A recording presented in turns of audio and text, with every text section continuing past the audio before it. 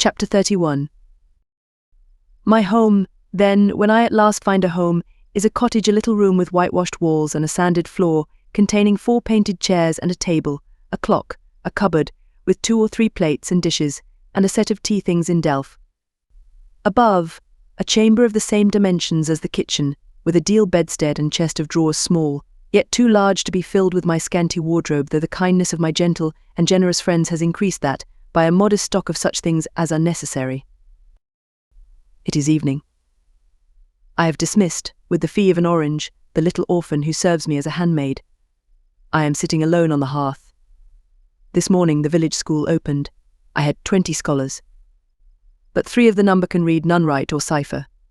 Several knit, and a few sew a little. They speak with the broadest accent of the district.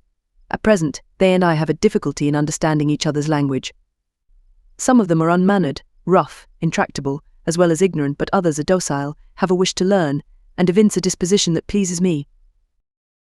I must not forget that these coarsely clad little peasants are of flesh and blood as good as the scions of gentlest genealogy, and that the germs of native excellence, refinement, intelligence, kind feeling, are as likely to exist in their hearts as in those of the best born. My duty will be to develop these germs. Surely I shall find some happiness in discharging that office. Much enjoyment I do not expect in the life opening before me, yet it will, doubtless, if I regulate my mind, and exert my powers as I ought, yield me enough to live on from day to day. Was I very gleeful, settled, content, during the hours I passed in yonder bare, humble schoolroom this morning and afternoon? Not to deceive myself, I must reply no. I felt desolate to a degree. I felt, yes, idiot that I am, I felt degraded. I doubted I had taken a step which sank instead of raising me in the scale of social existence. I was weakly dismayed at the ignorance, the poverty, the coarseness of all I heard and saw round me. But let me not hate and despise myself too much for these feelings. I know them to be wrong. That is a great step gained. I shall strive to overcome them. Tomorrow, I trust, I shall get the better of them partially, and in a few weeks, perhaps, they will be quite subdued. In a few months, it is possible, the happiness of seeing progress, and a change for the better in my scholars may substitute gratification for disgust. Meantime, let me ask myself one question: which is better? To have surrendered to temptation, listened to passion, made no painful effort, no struggle, but to have sunk down in the silken snare, fallen asleep on the flowers covering it, wakened in a southern clime, amongst the luxuries of a pleasure villa, to have been now living in France. Mr. Rochester's mistress delirious with his love half my time, for he would— oh yes, he would have loved me well for a while. He did love me. No one will ever love me so again. I shall never more know the sweet homage given to beauty, youth and grace, for never to anyone else shall I seem to possess these charms. He was fond and proud of me. It is what no man besides will ever be. But where am I wandering, and what am I saying, and above all, feeling? Whether is it better, I ask, to be a slave in a fool's paradise at Marseilles, fevered with delusive bliss 1 hour, suffocating with the bitterest tears of remorse and shame the next, or to be a village schoolmistress, free and honest, in a breezy mountain nook in the healthy heart of England? Yes, I feel now that I was right when I adhered to principle and law, and scorned and crushed the insane promptings of a frenzied moment. God directed me to a correct choice. I thank His providence for the guidance.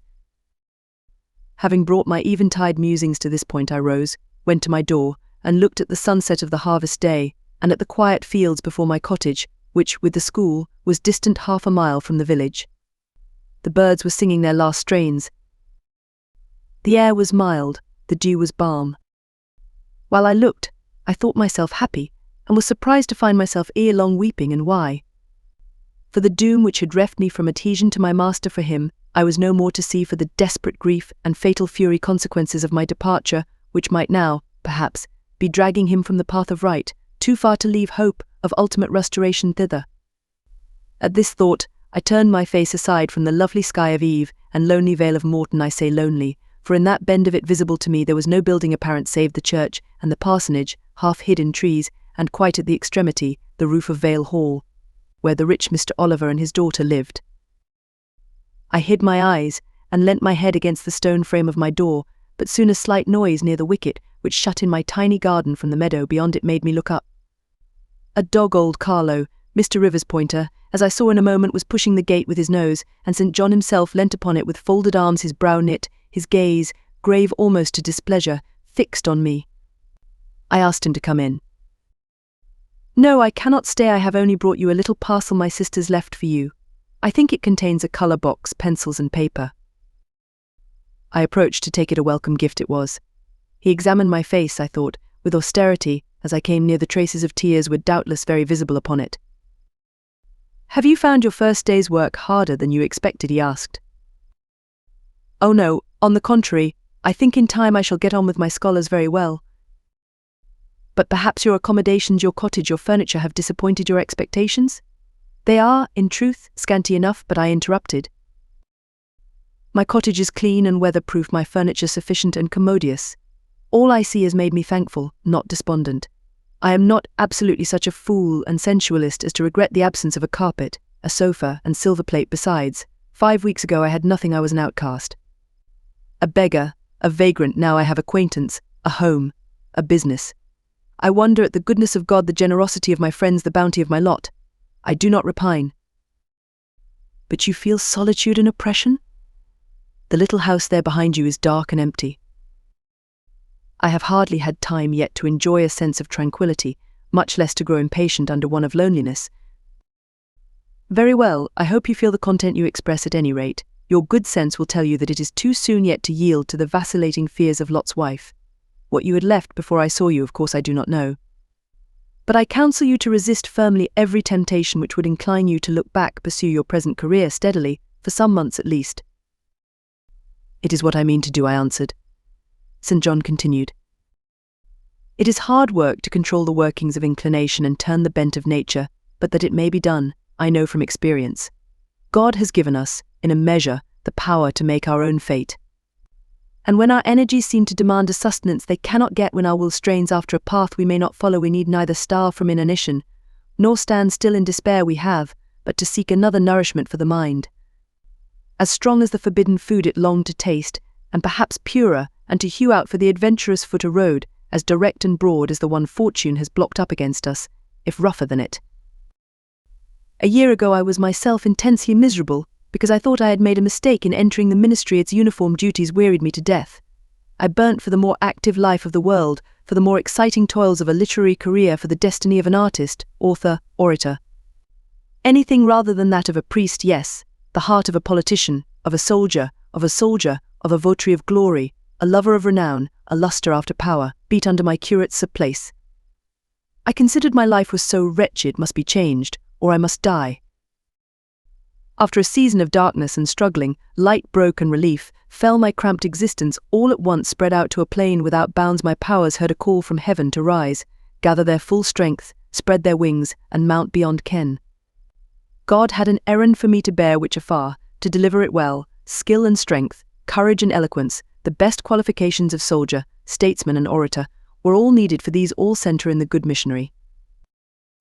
A missionary I resolved to be. From that moment my state of mind changed. The fetters dissolved and dropped from every faculty, leaving nothing of bondage but its galling soreness which time only can heal. My father, indeed, imposed the determination, but since his death, I have not a legitimate obstacle to contend with. Some affairs settled, a successor for Morton provided, an entanglement or two of the feelings broken through or cut asunder, a last conflict with human weakness, in which I know I shall overcome. Because I have vowed that I will overcome, and I leave Europe for the East. He said this, in his peculiar, subdued, yet emphatic voice, looking, when he had ceased speaking, not at me, but at the setting sun, at which I looked too. Both he and I had our backs towards the path leading up the field to the wicket.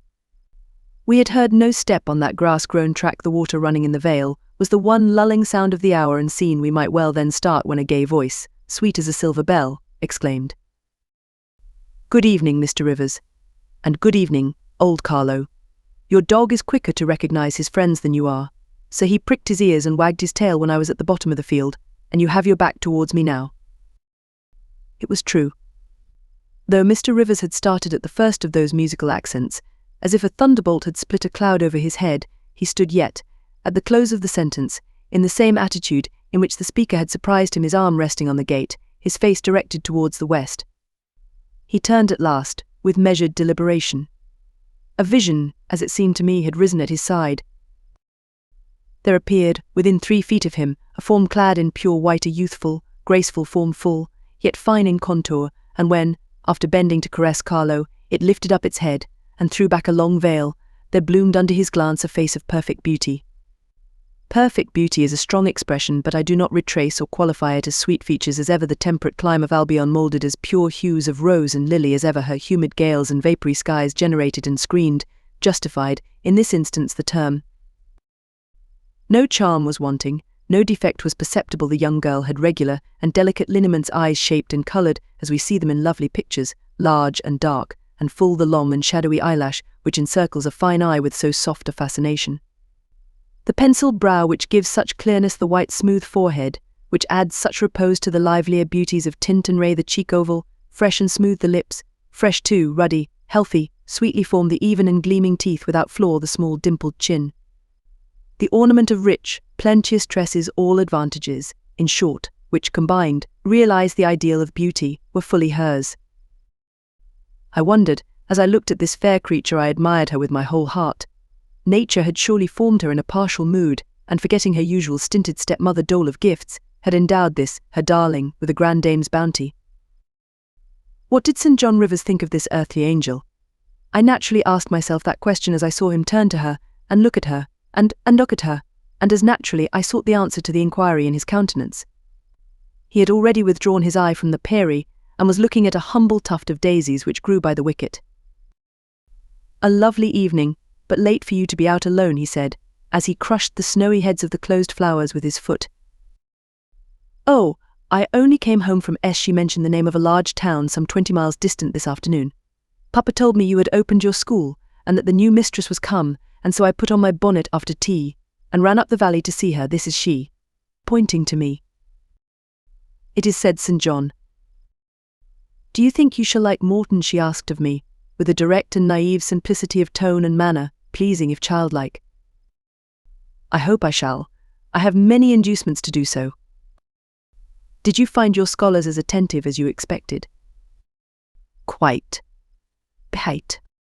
"Do you like your house?" "Very much." Have I furnished it nicely?" "Very nicely indeed."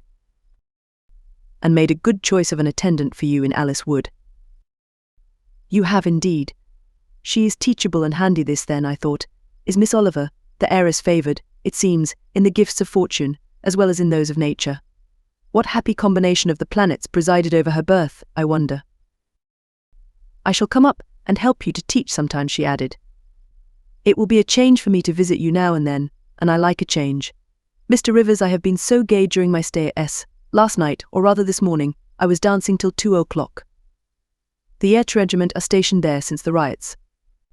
And the officers are the most agreeable men in the world. They put all our young knife grinders and scissor merchants to shame." It seemed to me that Mr. St. John's under lip protruded, and his upper lip curled a moment. His mouth certainly looked a good deal compressed, and the lower part of his face unusually stern and square, as the laughing girl gave him this information. He lifted his gaze, too, from the daisies, and turned it on her. An unsmiling, a searching, a meaning gaze it was. She answered it with a second laugh, and laughter well became her youth, her roses, her dimples, her bright eyes. As he stood, mute and grave, she again fell to caressing Carlo. "Poor Carlo loves me," said she. "He is not stern and distant to his friends, and if he could speak, he would not be silent." As she patted the dog's head, bending with native grace before his young and austere master, I saw a glow rise to that master's face. I saw his solemn eye melt with sudden fire, and flicker with resistless emotion.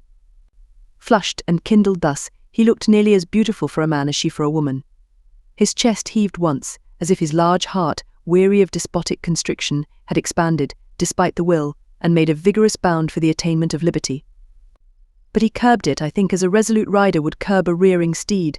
He responded neither by word nor movement to the gentle advances made him. "Papa says you never come to see us now," continued Miss Oliver, looking up. "You are quite a stranger at Vale Hall. He is alone this evening, and not very well. Will you return with me and visit him?" "It is not a seasonable hour to intrude on Mr. Oliver," answered St. John. "Not a seasonable hour. But I declare it is. It is just the hour when Papa most wants company, when the works are closed, and he has no business to occupy him. Now, Mr. Rivers, do come. Why are you so very shy and so very sombre?" She filled up the hiatus his silence left by a reply of her own. "I forgot," she exclaimed, shaking her beautiful curled head. as if shocked at herself. "I am so giddy and thoughtless. Do excuse me. It had slipped my memory that you have good reasons to be indisposed for joining in my chatter. Diana and Mary have left you and Moor House is shut up, and you are so lonely, I am sure I pity you. Do come and see Papa." "Not tonight, Miss Rosamond, not tonight." Mr. St. John spoke almost like an automaton himself, only knew the effort it cost him thus to refuse. "Well, if you are so obstinate, I will leave you, for I dare not stay any longer. The dew begins to fall. Good evening." She held out her hand. He just touched it. "Good evening," he repeated, in a voice low and hollow as an echo. She turned, but in a moment returned. "Are you well?" she asked. Well might she put the question, his face was blanched as her gown. "Quite well," he enunciated, and with a bow he left the gate. She went one way, he another. She turned twice to gaze after him as she tripped fairy like down the field. He, as he strode firmly across, never turned at all. This spectacle of another's suffering and sacrifice wrapped my thoughts from exclusive meditation on my own. Diana Rivers had designated her brother inexorable as death. She had not exaggerated. Chapter 32. I continued the labours of the village school as actively and faithfully as I could. It was truly hard work at first. Some time elapsed before, with all my efforts, I could comprehend my scholars and their nature. Wholly untaught, with faculties quite torpid, they seemed to me hopelessly dull and, at first sight, all dull alike, but I soon found I was mistaken. There was a difference amongst them as amongst the educated, and when I got to know them, and they me, this difference rapidly developed itself. Their amazement at me, my language, my rules and ways once subsided, I found some of these heavy-looking, gaping rustics wake up into sharp-witted girls enough. Many showed themselves obliging, and amiable too, and I discovered amongst them not a few examples of natural politeness, and innate self-respect, as well as of excellent capacity, that won both my goodwill and my admiration. These soon took a pleasure in doing their work well, in keeping their persons neat, in learning their tasks regularly, in acquiring quiet and orderly manners. The rapidity of their progress, in some instances, was even surprising, and an honest and happy pride I took in it. Besides, I began personally to like some of the best girls, and they liked me. I had amongst my scholars several farmers' daughters, young women grown, almost. These could already read, write, and so into them I taught the elements of grammar, geography, history, and the finer kinds of needlework. I found estimable characters amongst them, characters desirous of information and disposed for improvement, with whom I passed many a pleasant evening hour in their own homes. Their parents, then the farmer and his wife, loaded me with attentions. There was an enjoyment in accepting their simple kindness, and in repaying it by a consideration, a scrupulous regard to their feelings, to which they were not, perhaps, at all times accustomed, and which both charmed and benefited them, because while it elevated them in their own eyes, it made them emulous to merit the deferential treatment they received. I felt I became a favourite in the neighbourhood. Whenever I went out, I heard on all sides cordial salutations, and was welcomed with friendly smiles. To live amidst general regard, though it be but the regard of working people, is like sitting in sunshine, calm and sweet. Serene inward feelings bud and bloom under the ray. At this period of my life, my heart far oftener swelled with thankfulness than sank with dejection, and yet, reader, to tell you all, in the midst of this calm, this useful existence, after a day passed in honourable exertion amongst my scholars, an evening spent in drawing or reading contentedly alone, I used to rush into strange dreams at night, dreams many-coloured, agitated, full of the ideal, the stirring dreams where, amidst unusual scenes, charged with adventure, with agitating risk and romantic chance, I still again and again met Mr. Rochester, always at some exciting crisis, and then the sense of being in his arms, hearing his voice, meeting his eye, touching his hand and cheek, loving him, being loved by him, the hope of passing a lifetime at his side, would be renewed, with all its first force and fire. Then I awoke. Then I recalled where I was, and how situated. Then I rose up on my curtainless bed, trembling and quivering, and then the still, dark night witnessed the convulsion of despair, and heard the burst of passion. By 9 o'clock the next morning I was punctually opening the school, tranquil, settled, prepared for the steady duties of the day. Rosamond Oliver kept her word in coming to visit me. Her call at the school was generally made in the course of her morning ride. She would canter up to the door on her pony, followed by a mounted livery servant. Anything more exquisite than her appearance, in her purple habit, with her Amazon's cap of black velvet placed gracefully above the long curls that kissed her cheek and floated to her shoulders, can scarcely be imagined, and it was thus she would enter the rustic building and glide through the dazzled ranks of the village children. She generally came at the hour when Mr. Rivers was engaged in giving his daily catechizing lesson. Keenly, I fear, did the eye of the visitress pierce the young pastor's heart. A sort of instinct seemed to warn him of her entrance, even when he did not see it, and when he was looking quite away from the door. If she appeared at it, his cheek would glow, and his marble-seeming features, though they refused to relax, changed indescribably, and in their very quiescence became expressive of a repressed fervour, stronger than working muscle or darting glance could indicate. Of course, she knew her power. Indeed, he did not, because he could not, conceal it from her.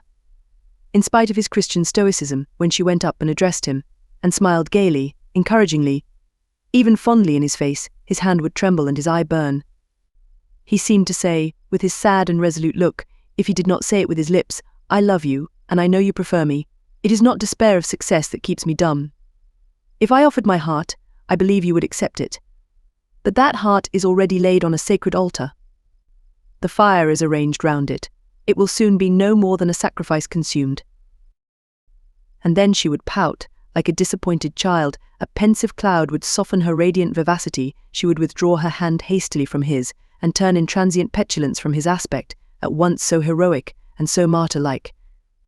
St. John, no doubt, would have given the world to follow, retain her, when she thus left him, but he would not give one chance of heaven, nor relinquish, for the Elysium of her love, one hope of the true, eternal paradise.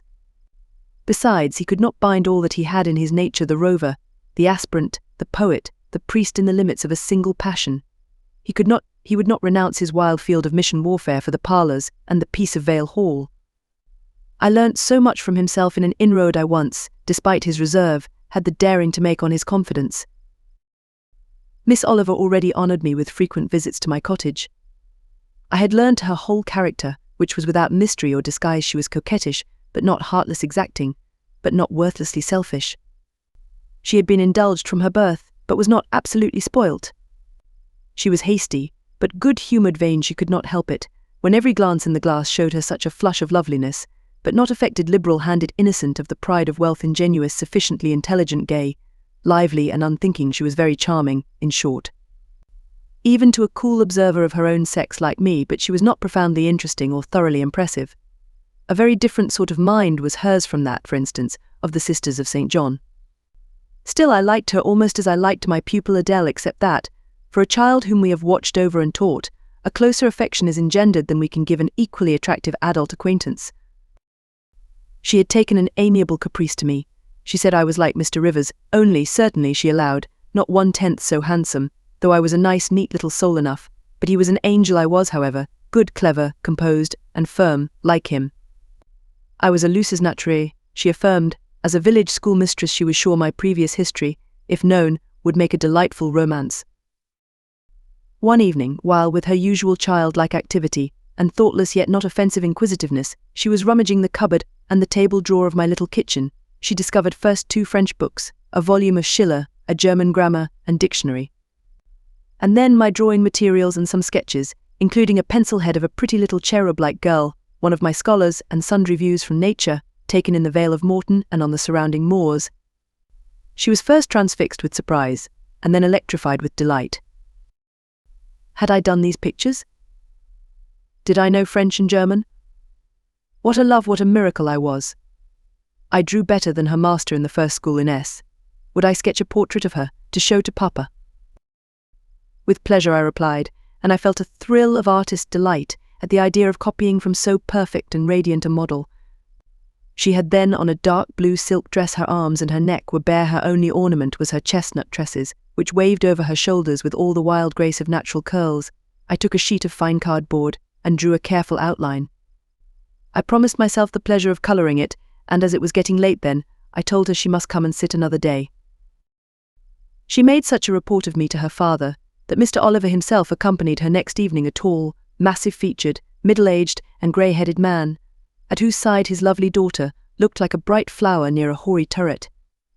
He appeared a taciturn, and perhaps a proud personage, but he was very kind to me. The sketch of Rosamond's portrait pleased him highly. He said I must make a finished picture of it. He insisted, too, on my coming the next day to spend the evening at Vale Hall. I went.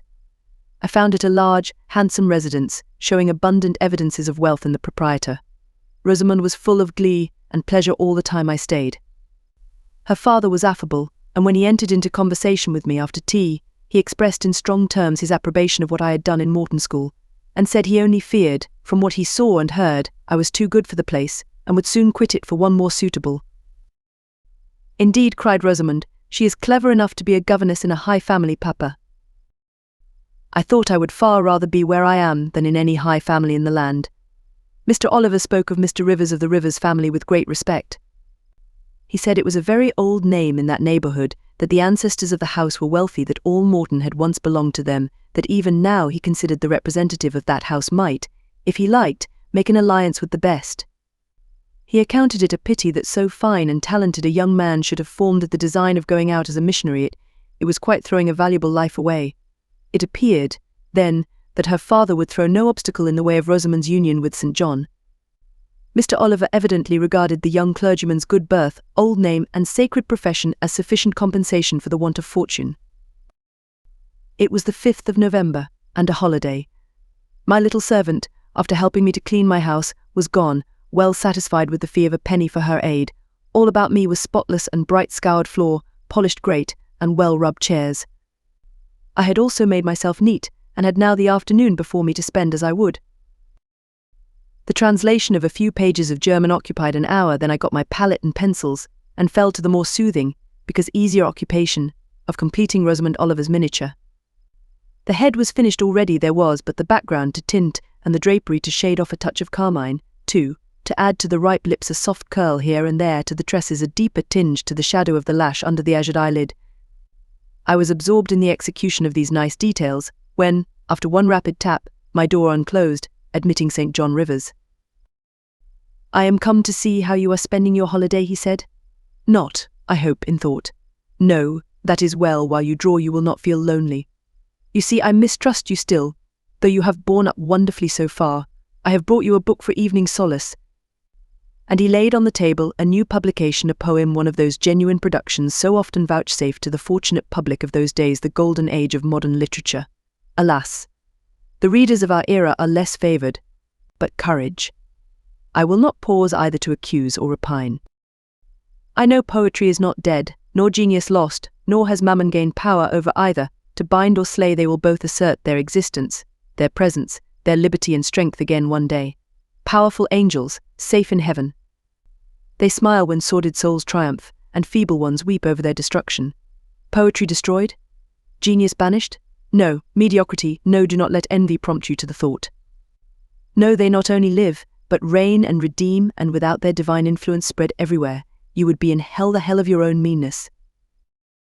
While I was eagerly glancing at the bright pages of Marmion, for Marmion it was, St. John stooped to examine my drawing. His tall figure sprang erect again. With a start, he said nothing. I looked up at him. He shunned my eye. I knew his thoughts well, and could read his heart plainly. At the moment I felt calmer and cooler than he. I had then temporarily the advantage of him, and I conceived an inclination to do him some good, if I could. With all his firmness and self-control, thought I, he tasks himself too far, locks every feeling and pang within, expresses, confesses, imparts nothing. I am sure it would benefit him to talk a little about this sweet Rosamond, whom he thinks he ought not to marry. I will make him talk. I said first, "Take a chair, Mr. Rivers," but he answered, as he always did, that he could not stay. "Very well," I responded, mentally, "stand if you like, but you shall not go just yet. I am determined solitude is at least as bad for you as it is for me. I'll try if I cannot discover the secret spring of your confidence, and find an aperture in that marble breast through which I can shed one drop of the balm of sympathy. Is this portrait like?" I asked bluntly. Like whom? I did not observe it closely. You did, Mr. Rivers. He almost started at my sudden and strange abruptness. He looked at me astonished. "Oh, that is nothing yet," I muttered within. "I don't mean to be baffled by a little stiffness on your part. I'm prepared to go to considerable lengths." I continued, "You observed it closely and distinctly, but I have no objection to your looking at it again," and I rose and placed it in his hand. "A well-executed picture," he said, "very soft, clear colouring, very graceful and correct drawing. Yes, I know all that. But what of the resemblance? Who is it like?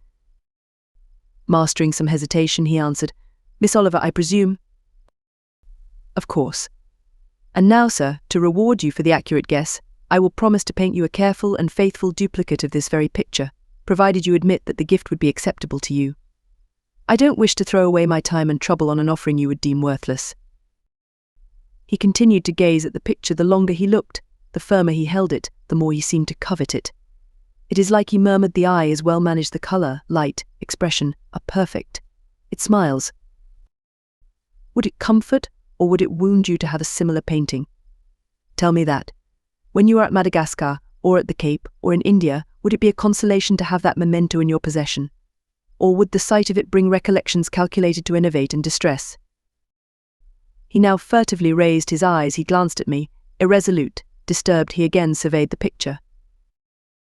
That I should like to have it is certain. Whether it would be judicious or wise is another question. Since I had ascertained that Rosamond really preferred him, and that her father was not likely to oppose the match, I less exalted in my views than St. John had been strongly disposed in my own heart to advocate their union. It seemed to me that, should he become the possessor of Mr. Oliver's large fortune, he might do as much good with it as if he went and laid his genius out to wither, and his strength to waste, under a tropical sun. With this persuasion I now answered, As far as I can see, it would be wiser and more judicious if you were to take to yourself the original at once. By this time he had sat down. He had laid the picture on the table before him, and with his brow supported on both hands, hung fondly over it. I discerned he was now neither angry nor shocked at my audacity. I saw even that to be thus frankly addressed on a subject he had deemed unapproachable, to hear it thus freely handled, was beginning to be felt by him as a new pleasure and unhoped for relief. Reserved people often really need the frank discussion of their sentiments and griefs more than the expansive.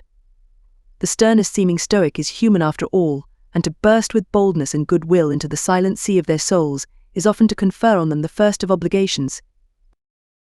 She likes you, I am sure, said I, as I stood behind his chair, and her father respects you. Moreover, she is a sweet girl, rather thoughtless, but you would have sufficient thought for both yourself and her. You ought to marry her. Does she like me? He asked. Certainly better than she likes anyone else.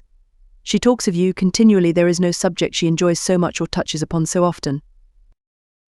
It is very pleasant to hear this, he said. Very go on for another quarter of an hour, and he actually took out his watch and laid it upon the table to measure the time. But where is the use of going on, I asked, when you are probably preparing some iron blow of contradiction, or forging a fresh chain to fetter your heart? Don't imagine such hard things. Fancy me yielding and melting as I am doing, human love rising like a freshly opened fountain in my mind, and overflowing with sweet inundation all the field I have so carefully and with such labour prepared, so assiduously sown with the seeds of good intentions, of self-denying plans. And now it is deluged with a nectarous flood, the young germs swamp delicious poison cankering them. Now I see myself stretched on an ottoman in the drawing-room at Vale Hall, at my bride Rosamond Oliver's feet. She is talking to me with her sweet voice, gazing down on me with those eyes your skilful hand has copied so well, smiling at me with these coral lips. She is mine, I am hers. This present life and passing world suffice to me. Hush. Say nothing, my heart is full of delight, my senses are entranced. Let the time I marked pass in peace. I humoured him. The watch ticked on. He breathed fast, and lo, I stood silent. Amidst this hush the quartet sped. He replaced the watch, laid the picture down, rose and stood on the hearth. Now, Theo, said he, that little space was given to delirium and delusion. I rested my temples on the breast of temptation, and put my neck voluntarily under her yoke of flowers. I tasted her cup. The pillow was burning. There is an asp in the garland. The wine has a bitter taste. Her promises are hollow, her offers false. I see and know all this. I gazed at him in wonder. It is strange, pursued he, that while I love Rosamond Oliver so wildly with all the intensity, indeed, of a first passion, the object of which is exquisitely beautiful, graceful, fascinating, I experience at the same time a calm, unwarped consciousness that she would not make me a good wife. That she is not the partner suited to me, that I should discover this within a year after marriage, and that to 12 months' rapture would succeed a lifetime of regret. This I know. Strange indeed, I could not help ejaculating, while something in me, he went on, is acutely sensible to her charms, Something else is as deeply impressed with her defects they are such that she could sympathize in nothing I aspired to cooperate in nothing I undertook. Rosamond a sufferer, a labourer, a female apostle? Rosamond a missionary's wife? No. But you need not be a missionary. You might relinquish that scheme. Relinquish? What? My vocation? My great work? My foundation laid on earth for a mansion in heaven? My hopes of being numbered in the band who have merged all ambitions in the glorious one of bettering their race, of carrying knowledge into the realms of ignorance, of substituting peace for war, freedom for bondage, religion for superstition, the hope of heaven for the fear of hell? Must I relinquish that? It is dearer than the blood in my veins. It is what I have to look forward to, and to live for. After a considerable pause, I said, and Miss Oliver? Are her disappointment and sorrow of no interest to you? Miss Oliver is ever surrounded by suitors and flatterers. In less than a month, my image will be effaced from her heart. She will forget me, and will marry, probably, someone who will make her far happier than I should do. You speak coolly enough, but you suffer in the conflict. You are wasting away. No, if I get a little thin, it is with anxiety about my prospects, yet unsettled my departure, continually procrastinated. Only this morning I received intelligence that the successor, whose arrival I have been so long expecting, cannot be ready to replace me for 3 months to come yet. And perhaps the 3 months may extend to 6.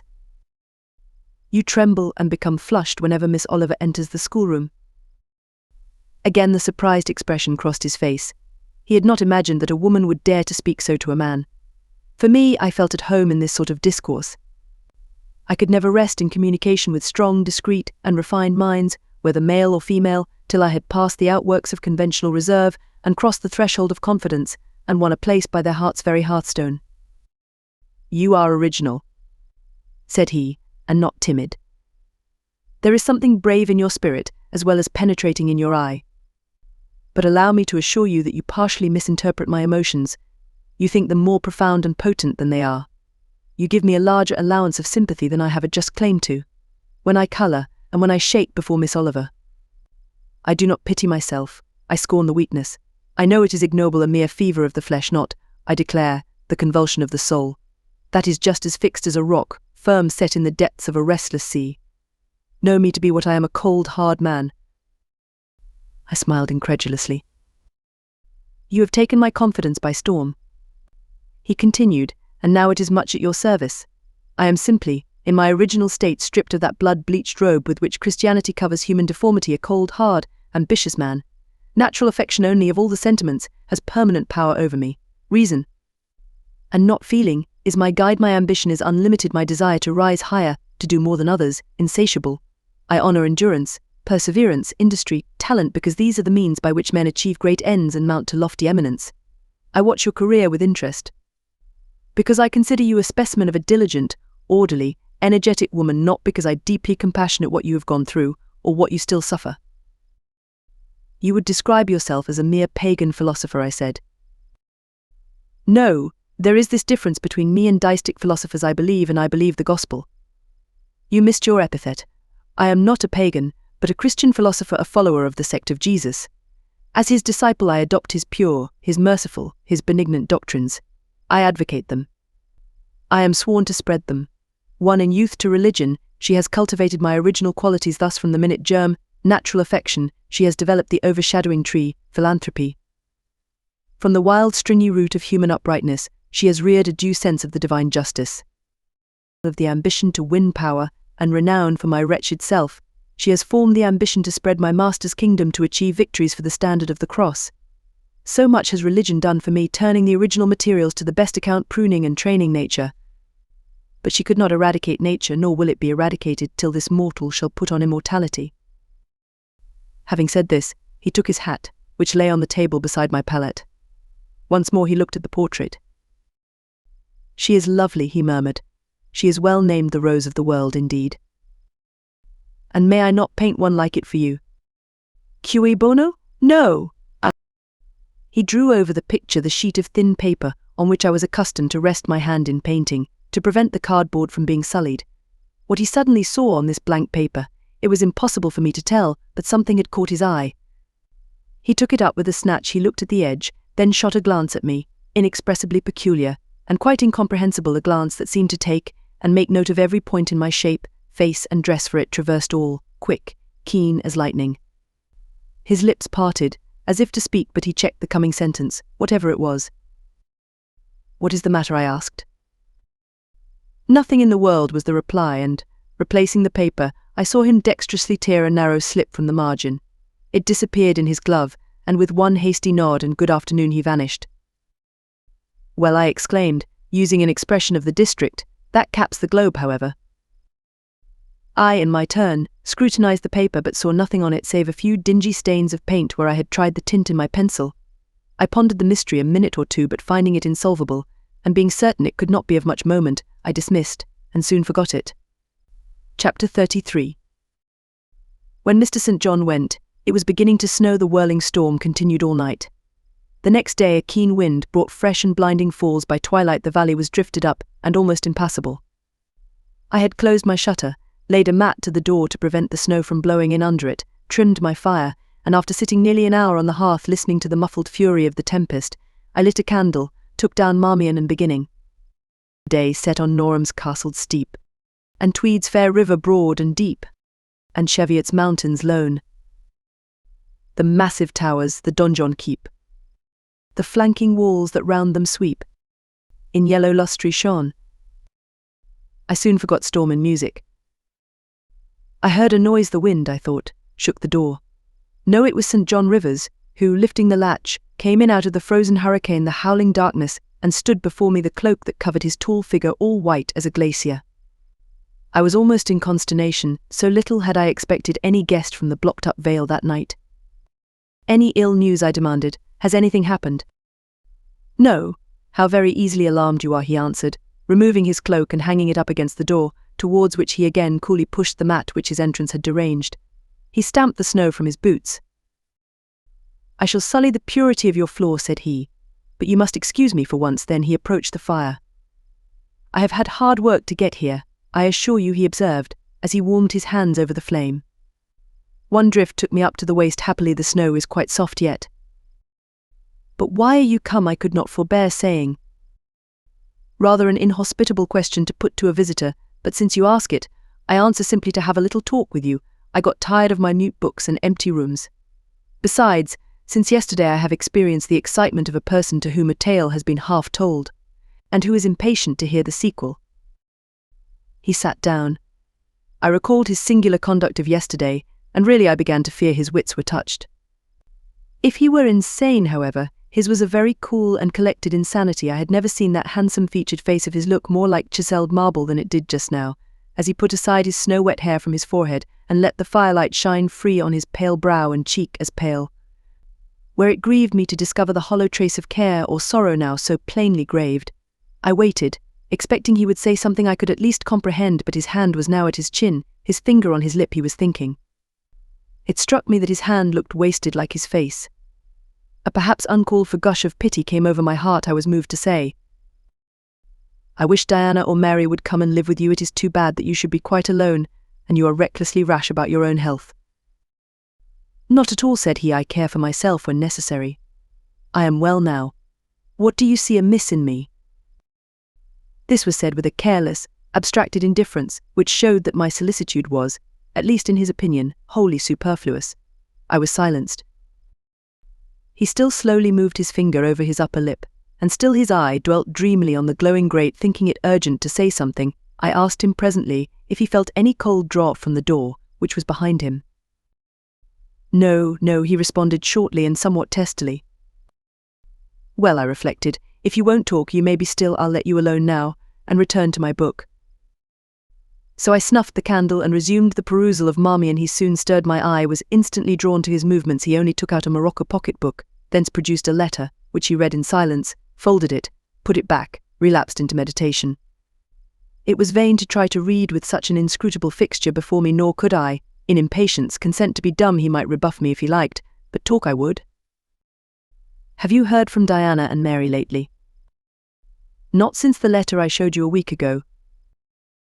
"There has not been any change made about your own arrangements?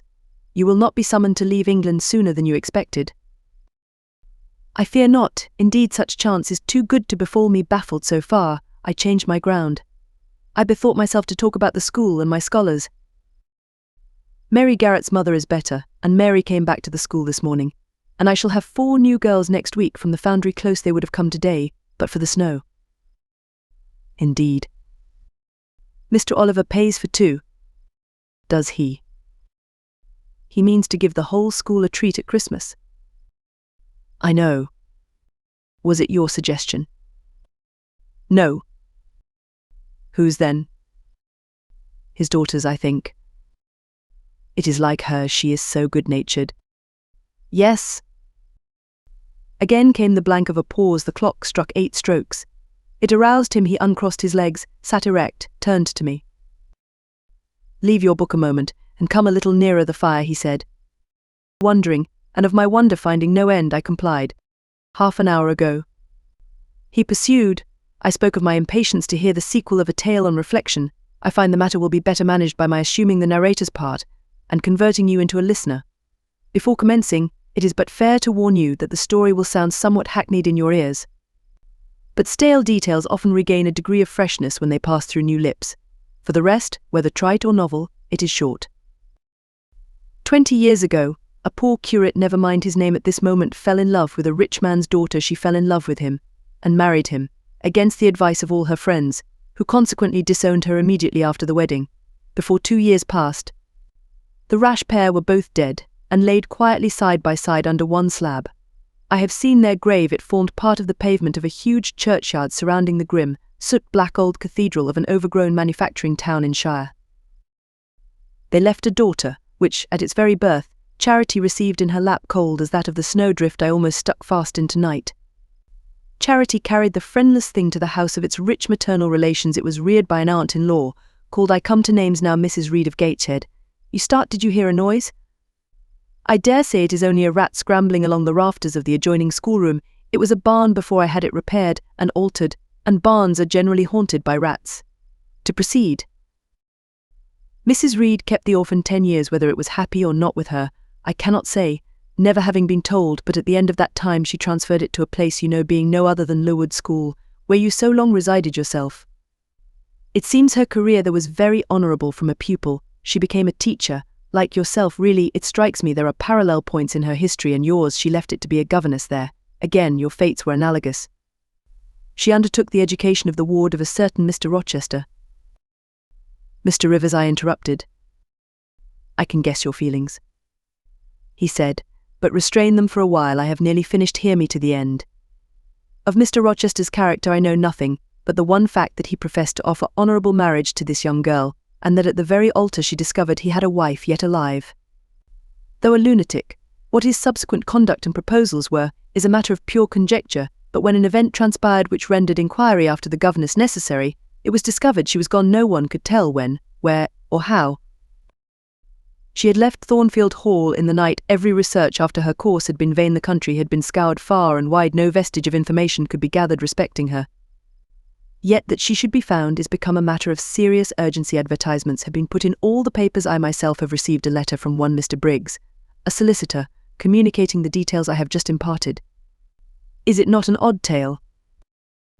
Just tell me this, said I, and since you know so much, you surely can tell it me. What of Mr. Rochester? How and where is he? What is he doing? Is he well? I am ignorant of all concerning Mr. Rochester. The letter never mentions him, but to narrate the fraudulent and illegal attempt I have adverted to. You should rather ask the name of the governess, the nature of the event which requires her appearance. Did no one go to Thornfield Hall, then? Did no one see Mr. Rochester? I suppose not. But they wrote to him. Of course. And what did he say? Who has his letters? Mr. Briggs intimates that the answer to his application was not from Mr. Rochester, but from a lady. It is signed Alice Fairfax. I felt cold and dismayed. My worst fears, then, were probably true. He had in all probability left England and rushed in reckless desperation to some former haunt on the continent. And what opiate for his severe sufferings, what object for his strong passions had he sought there? I dared not answer the question. Oh, my poor master, once almost my husband, whom I had often called my dear Edward. He must have been a bad man, observed Mr. Rivers. You don't know him, don't pronounce an opinion upon him, I said, with warmth. Very well, he answered quietly, and indeed my head is otherwise occupied than with him I have my tale to finish. Since you won't ask the governess's name, I must tell it of my own accord. Stay. I have it here. It is always more satisfactory to see important points written down, fairly committed to black and white. And the pocket-book was again deliberately produced, opened, sought through from one of its compartments was extracted a shabby slip of paper, hastily torn off I recognized in its texture and its stains of ultramarine, and lake, and vermilion, the ravished margin of the portrait cover. He got up, held it close to my eyes, and I read, traced in Indian ink, in my own handwriting, the words Jane Eyre, the work doubtless of some moment of abstraction. Briggs wrote to me of a Jane Eyre, he said. The advertisements demanded a Jane Eyre. I knew a Jane Elliot. I confess I had my suspicions, but it was only yesterday afternoon they were at once resolved into certainty. You own the name and renounce the alias. Yes, but where is Mr. Briggs? He perhaps knows more of Mr. Rochester than you do. Briggs is in London. I should doubt his knowing anything at all about Mr. Rochester. It is not in Mr. Rochester he is interested. Meantime, you forget essential points in pursuing trifles. You do not inquire why Mr. Briggs sought after you, what he wanted with you. Well, what did he want? Merely to tell you that your uncle, Mr. Eyre of Madeira, is dead, that he has left you all his property, and that you are now rich, merely that, nothing more. I, rich. Yes, you, rich, quite an heiress. Silence succeeded. You must prove your identity, of course, resumed St. John presently, a step which will offer no difficulties. You can then enter on immediate possession. Your fortune is vested in the English funds. Briggs has the will and the necessary documents. Here was a new card turned up. It is a fine thing, reader, to be lifted in a moment from indigence to wealth, a very fine thing, but not a matter one can comprehend or consequently enjoy all at once. And then there are other chances in life far more thrilling and rapture-giving. This is solid, an affair of the actual world. Nothing ideal about it. All its associations are solid and sober, and its manifestations are the same. One does not jump and spring and shout hurrah. At hearing one has got a fortune, one begins to consider responsibilities, and to ponder business on a base of steady satisfaction. Rise certain grave cares, and we contain ourselves, and brood over our bliss with a solemn brow. Besides, the words legacy, bequest, go side by side with the words death, funeral. My uncle, I had heard, was dead, my only relative. Ever since being made aware of his existence, I had cherished the hope of one day seeing him. Now I never should. And then this money came only to me, not to me and a rejoicing family, but to my isolated self. It was a grand boon, doubtless, and independence would be glorious. Yes, I felt that thought swelled my heart. You unbend your forehead at last, said Mr. Rivers. I thought Medusa had looked at you, and that you were turning to stone. Perhaps now you will ask how much you are worth. How much am I worth? Oh, a trifle. Nothing, of course, to speak of. £20,000, I think they say, but what is that? £20,000. Here was a new stunner. I had been calculating on 4,000 or 5,000. This news actually took my breath for a moment. Mr. St. John, whom I had never heard laugh before, laughed now. Well, said he, if you had committed a murder, and I had told you your crime was discovered, you could scarcely look more aghast. It is a large sum. Don't you think there is a mistake? No mistake at all. Perhaps you have read the figures wrong. It may be 2,000. It is written in letters, not figures, 20,000. I again felt rather like an individual of but average gastronomical powers sitting down to feast alone at a table spread with provisions for 100. Mr. Rivers rose now and put his cloak on. If it were not such a very wild night, he said, I would send Hannah down to keep you company. You look too desperately miserable to be left alone. But Hannah, poor woman, could not stride the drifts so well as I. Her legs are not quite so long, so I must e'en leave you to your sorrows. Good night. He was lifting the latch. A sudden thought occurred to me. Stop 1 minute, I cried. Well, it puzzles me to know why Mr. Briggs wrote to you about me, or how he knew you, or could fancy that you, living in such an out-of-the-way place, had the power to aid in my discovery. Oh, I am a clergyman, he said, and the clergy are often appealed to about odd matters. Again the latch rattled. No, that does not satisfy me, I exclaimed, and indeed there was something in the hasty and unexplanatory reply which, instead of allaying, piqued my curiosity more than ever. It is a very strange piece of business, I added. I must know more about it. Another time. No, tonight. Tonight, and as he turned from the door, I placed myself between it and him. He looked rather embarrassed. You certainly shall not go till you have told me all I said. I would rather not just now. You shall. You must. I would rather Diana or Mary informed you. Of course these objections wrought my eagerness to a climax. Gratified it must be, and that without delay, and I told him so. But I apprised you that I was a hard man, said he, difficult to persuade. And I am a hard woman, impossible to put off. And I am a hard woman, impossible to put off. And then he pursued, I am cold, no fervour infects me. Whereas I am hot, and fire dissolves ice. The blaze there has thawed all the snow from your cloak. By the same token, it has streamed onto my floor, and made it like a trampled street. As you hope ever to be forgiven, Mr. Rivers, the high crime and misdemeanour of spoiling a sanded kitchen. Tell me what I wish to know. Well, then, he said, I yield, if not to your earnestness, to your perseverance, as stone is worn by continual dropping. Besides, you must know some day, as well now as later, your name is Jane Eyre. But, of course, that was all settled before. You are not, perhaps, aware that I am your namesake, that I was christened St. John Eyre Rivers. No, indeed. I remember now seeing the letter E, comprised in your initials written in books you have at different times lent me, but I never asked for what name it stood. But what then, surely? I stopped. I could not trust myself to entertain, much less to express, the thought that rushed upon me, that embodied itself, that, in a second, stood out a strong, solid probability. Circumstances knit themselves, fitted themselves, shot into order. The chain that had been lying hitherto a formless lump of links was drawn out straight, every ring was perfect, the connection complete. I knew, by instinct, how the matter stood, before St. John had said another word, but I cannot expect the reader to have the same intuitive perception, so I must repeat his explanation.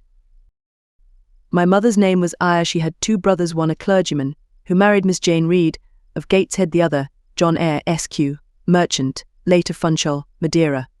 Mr. Briggs, being Mr. Eyre's solicitor, wrote to us last August to inform us of our uncle's death, and to say that he had left his property to his brother, the clergyman's orphan daughter, overlooking us, in consequence of a quarrel, never forgiven, between him and my father. He wrote again a few weeks since, to intimate that the heiress was lost, and asking if we knew anything of her. A name casually written on a slip of paper has enabled me to find her out. You know the rest. Again he was going, but I set my back against the door. Do let me speak, I said. Let me have one moment to draw breath and reflect. I paused. He stood before me, hat in hand, looking composed enough. I resumed. Your mother was my father's sister. Yes. My aunt, consequently. He bowed. My Uncle John was your Uncle John? You, Diana, and Mary are his sister's children, as I am his brother's child. Undeniably. You 3, then, are my cousins. Half our blood on each side flows from the same source. We are cousins, yes. I surveyed him. It seemed I had found a brother, one I could be proud of, one I could love, and 2 sisters, whose qualities were such, that when I knew them but as mere strangers, they had inspired me with genuine affection and admiration.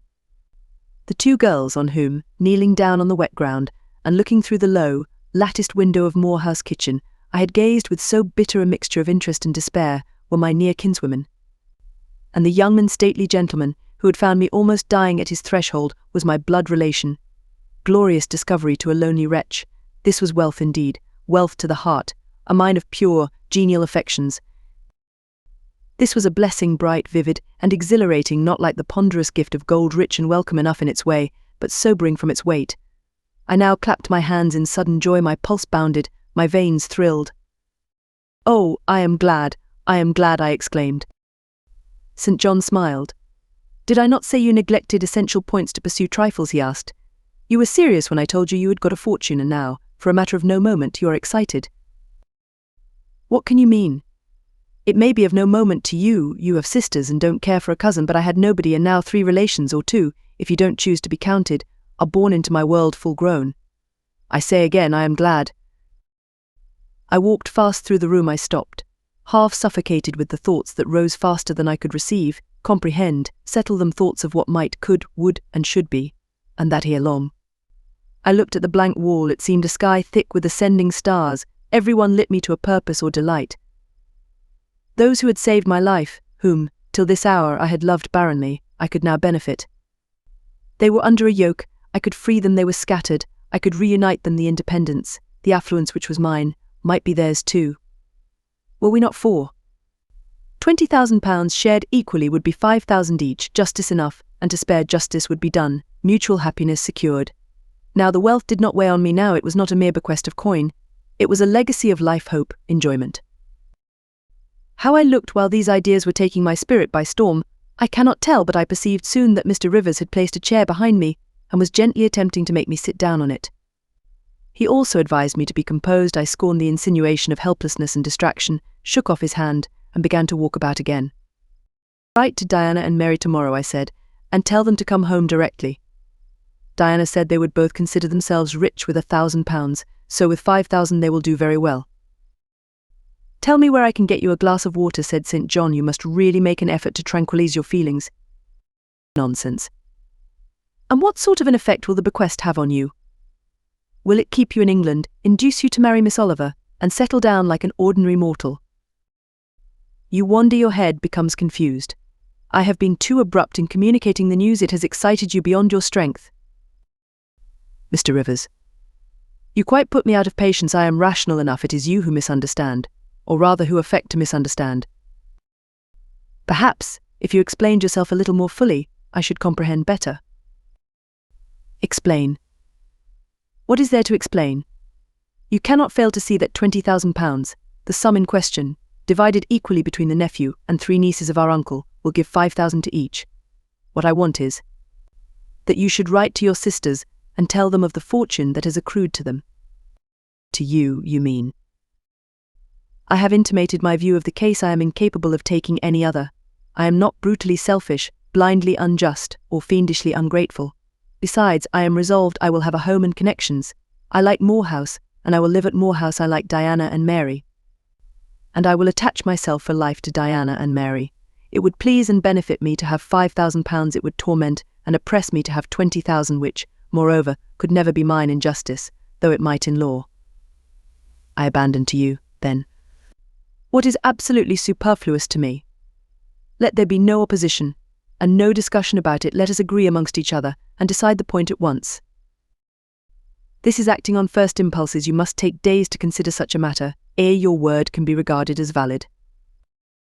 "Oh, if all you doubt is my sincerity, I am easy. You see the justice of the case." "I do see a certain justice, but it is contrary to all custom. Besides, the entire fortune is your right. My uncle gained it by his own efforts. He was free to leave it. To whom would he left it to you? After all, justice permits you to keep it. You may, with a clear conscience, consider it absolutely your own." "With me," said I, "it is fully as much a matter of feeling as of conscience. I must indulge my feelings. I so seldom have had an opportunity of doing so. Were you to argue, object, and annoy me for a year, I could not forego the delicious pleasure of which I have caught a glimpse, that of repaying, in part, a mighty obligation, and winning to myself lifelong friends." "You think so now," rejoined St. John, "because you do not know what it is to possess, nor consequently to enjoy wealth. You cannot form a notion of the importance £20,000 would give you of the place. It would enable you to take in society, of the prospects it would open to you. You cannot." "And you," I interrupted, "cannot at all imagine the craving I have for fraternal and sisterly love. I never had a home. I never had brothers or sisters. I must, and will have them now. You are not reluctant to admit me and own me, are you?" "Jane, I will be your brother. My sisters will be your sisters, without stipulating for this sacrifice of your just rights." "Brother? Yes, at the distance of 1,000 leagues. Sisters? Yes, slaving amongst strangers. I, wealthy, gorged with gold I never earned and do not merit. You, penniless, famous equality and fraternization, close union, intimate attachment. But Jane, your aspirations after family ties and domestic happiness may be realized otherwise than by the means you contemplate. You may marry." "Nonsense again. Marry? I don't want to marry, and never shall marry."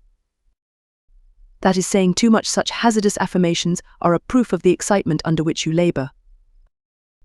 "It is not saying too much. I know what I feel, and how averse are my inclinations to the bare thought of marriage. No one would take me for love, and I will not be regarded in the light of a mere money speculation. And I do not want a stranger unsympathizing, alien, different from me. I want my kindred, those with whom I have full fellow feeling. Say again you will be my brother. When you uttered the words I was satisfied. Happy, repeat them. If you can, repeat them sincerely. I think I can. I know I have always loved my own sisters, and I know on what my affection for them is grounded, respect for their worth and admiration of their talents.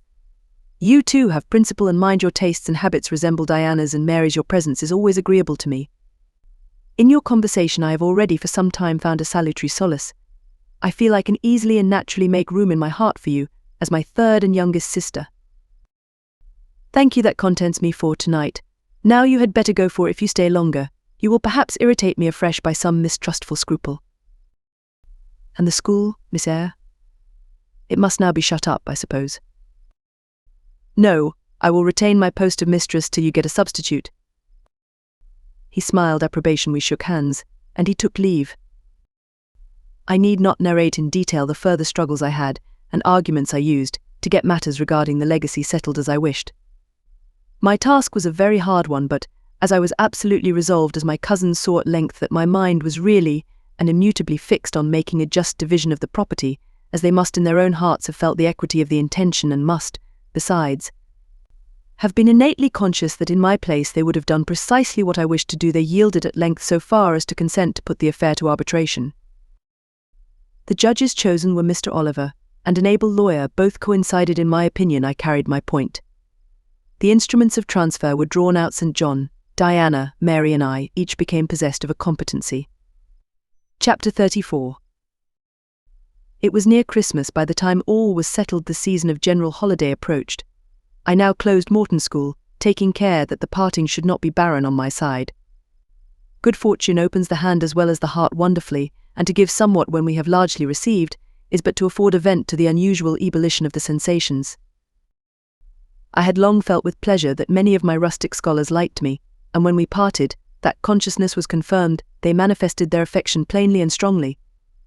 Deep was my gratification to find I had really a place in their unsophisticated hearts. I promised them that never a week should pass in future that I did not visit them, and give them an hour's teaching in their school.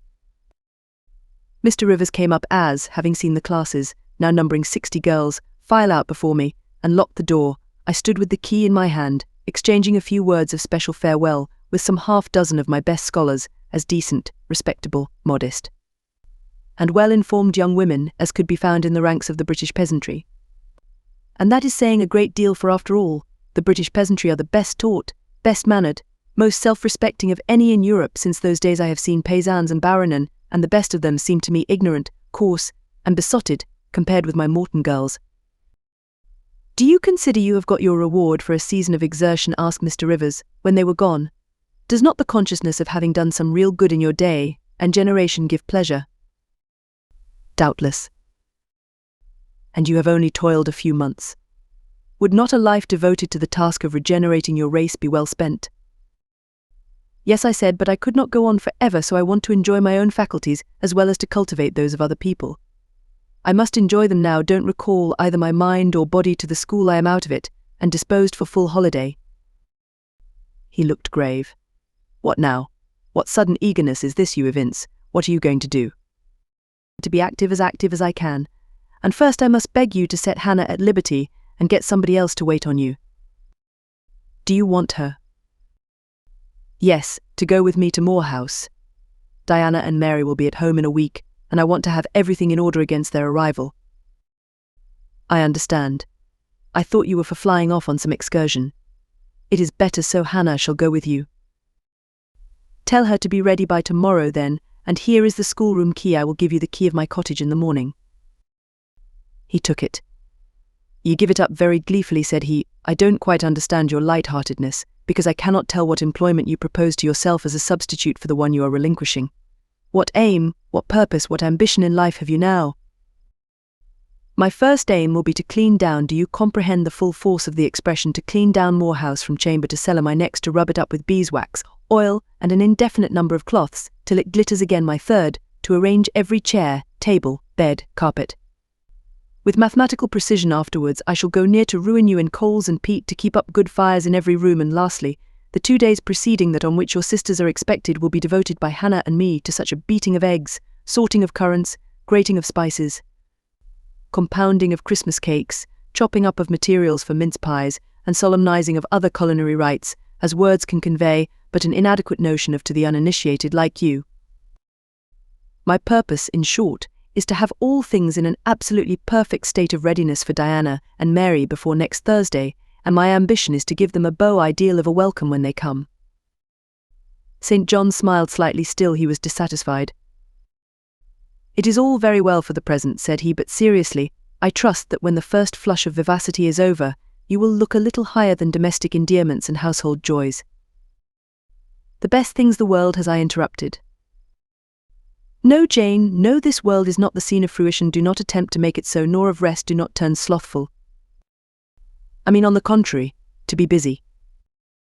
Jane, I excuse you for the present. 2 months' grace I allow you for the full enjoyment of your new position, and for pleasing yourself with this late-found charm of relationship, but then, I hope you will begin to look beyond Moor House and Morton, and sisterly society, and the selfish calm and sensual comfort of civilized affluence. I hope your energies will then once more trouble you with their strength. I looked at him with surprise. St. John, I said, I think you are almost wicked to talk so. I am disposed to be as content as a queen, and you try to stir me up to restlessness. To what end? To the end of turning to profit the talents which God has committed to your keeping, and of which he will surely one day demand a strict account. Jane, I shall watch you closely and anxiously, I warn you of that, and try to restrain the disproportionate fervour with which you throw yourself into commonplace home pleasures. Don't cling so tenaciously to ties of the flesh, save your constancy and ardour for an adequate cause. Forbear to waste them on trite transient objects. Do you hear, Jane? Yes, just as if you were speaking Greek. I feel I have adequate cause to be happy, and I will be happy. Goodbye. Happy at Moor House I was, and hard I worked, and so did Hannah. She was charmed to see how jovial I could be amidst the bustle of a house, turned topsy-turvy, how I could brush, and dust, and clean, and cook. And really, after a day or two of confusion worse confounded, it was delightful by degrees to invoke order from the chaos ourselves had made. I had previously taken a journey to to purchase some new furniture, my cousins having given me carte blanche to effect what alterations I pleased, and a sum having been set aside for that purpose. The ordinary sitting room and bedrooms I left much as they were, for I knew Diana and Mary would derive more pleasure from seeing again the old homely tables and chairs and beds than from the spectacle of the smartest innovations. Still, some novelty was necessary to give to their return the piquancy with which I wished it to be invested. Dark, handsome new carpets and curtains, an arrangement of some carefully selected antique ornaments in porcelain and bronze, new coverings and mirrors and dressing cases for the toilet tables, answered the end. They looked fresh without being glaring. A spare parlour and bedroom I refurnished entirely. With old mahogany and crimson upholstery I laid canvas on the passage and carpets on the stairs. When all was finished, I thought Moor House as complete a model of bright, modest snugness within, as it was, at this season, a specimen of wintry waste and desert dreariness without. The eventful Thursday at length came. They were expected about dark, and ere dusk fires were lit upstairs, and below the kitchen was in perfect trim. Hannah and I were dressed, and all was in readiness. St. John arrived first. I had entreated him to keep quite clear of the house till everything was arranged, and, indeed, the bare idea of the commotion, at once sordid and trivial, going on within its walls sufficed to scare him to estrangement. He found me in the kitchen, watching the progress of certain cakes for tea, then baking. Approaching the hearth, he asked if I was at last satisfied with housemaid's work. I answered by inviting him to accompany me on a general inspection of the result of my labours. With some difficulty I got him to make the tour of the house. He just looked in at the doors I opened, and when he had wandered upstairs and downstairs, he said I must have gone through a great deal of fatigue and trouble to have effected such considerable changes in so short a time. But not a syllable did he utter indicating pleasure in the improved aspect of his abode. This silence damped me. I thought perhaps the alterations had disturbed some old associations he valued. I inquired whether this was the case, no doubt in a somewhat crestfallen tone. Not at all, he had, on the contrary, remarked that I had scrupulously respected every association he feared. Indeed, I must have bestowed more thought on the matter than it was worth. How many minutes, for instance, had I devoted to studying the arrangement of this very room? By the by, could I tell him where such a book was? I showed him the volume on the shelf. He took it down, and withdrawing to his accustomed window recess, he began to read it. Now, I did not like this, reader. St. John was a good man, but I began to feel he had spoken truth of himself when he said he was hard and cold. The humanities and amenities of life had no attraction for him, its peaceful enjoyments no charm. Literally, he lived only to aspire after what was good and great, certainly, but still he would never rest, nor approve of others resting round him. As I looked at his lofty forehead, still and pale as a white stone, at his fine lineaments fixed in study, I comprehended all at once that he would hardly make a good husband, that it would be a trying thing to be his wife. I understood, as by inspiration, the nature of his love for Miss Oliver. I agreed with him that it was but a love of the senses. I comprehended how he should despise himself for the feverish influence it exercised over him, how he should wish to stifle and destroy it, how he should mistrust its ever conducting permanently to his happiness or hers. I saw he was of the material from which nature hews her heroes, Christian and pagan, her lawgivers, her statesmen, her conquerors, a steadfast bulwark for great interests to rest upon, but, at the fireside, too often a cold, cumbrous column, gloomy and out of place. This parlour is not his sphere. I reflected the Himalayan ridge or Kaffir bush. Even the plague-cursed Guinea-cursed swamp would suit him better. Well may he eschew the calm of domestic life, it is not his element. There his faculties stagnate, they cannot develop or appear to advantage. It is in scenes of strife and danger, where courage is proved, and energy exercised, and fortitude tasked, that he will speak and move. The leader and superior. A merry child would have the advantage of him on this hearth. He is right to choose a missionary's career, I see it now. They are coming, cried Hannah, throwing open the parlour door. At the same moment old Carlo barked joyfully. Out I ran. It was now dark, but a rumbling of wheels was audible. Hannah soon had a lantern lit. The vehicle had stopped at the wicket. The driver opened the door. First one well-known form, then another, stepped out. In a minute I had my face under their bonnets, in contact first with Mary's soft cheek, then with Diana's flowing curls. They laughed, kissed me, then Hannah patted Carlo, who was half wild with delight, asked eagerly if all was well, and being assured in the affirmative, hastened into the house. They were stiff with their long and jolting drive from Whitcross, and chilled with the frosty night air, but their pleasant countenances expanded to the cheerful firelight. While the driver and Hannah brought in the boxes, they demanded St. John. At this moment he advanced from the parlour. They both threw their arms round his neck at once. He gave each one quiet kiss, said in a low tone a few words of welcome, stood a while to be talked to, and then, intimating that he supposed they would soon rejoin him in the parlour, withdrew there as to a place of refuge. I had lit their candles to go upstairs, but Diana had first to give hospitable orders respecting the driver. This done, both followed me. They were delighted with the renovation and decorations of their rooms, with the new drapery, and fresh carpets and rich-tinted china vases. They expressed their gratification ungrudgingly. I had the pleasure of feeling that my arrangements met their wishes exactly, and that what I had done added a vivid charm to their joyous return home. Sweet was that evening. My cousins, full of exhilaration, were so eloquent in narrative and comment that their fluency covered St. John's taciturnity. He was sincerely glad to see his sisters, but in their glow of fervour and flow of joy he could not sympathise. The event of the day, that is, the return of Diana and Mary, pleased him, but the accompaniments of that event, the glad tumult, the garrulous glee of reception, irked him. I saw he wished the calmer morrow was come. In the very meridian of the night's enjoyment, about an hour after tea, a rap was heard at the door. Hannah entered with the intimation that a poor lad was come, at that unlikely time, to fetch Mr. Rivers to see his mother, who was drawing away. Where does she live, Hannah? Clear up at Whitcross Brow, almost 4 miles off, and moor and moss all the way. Tell him I will go. I'm sure, sir, you had better not.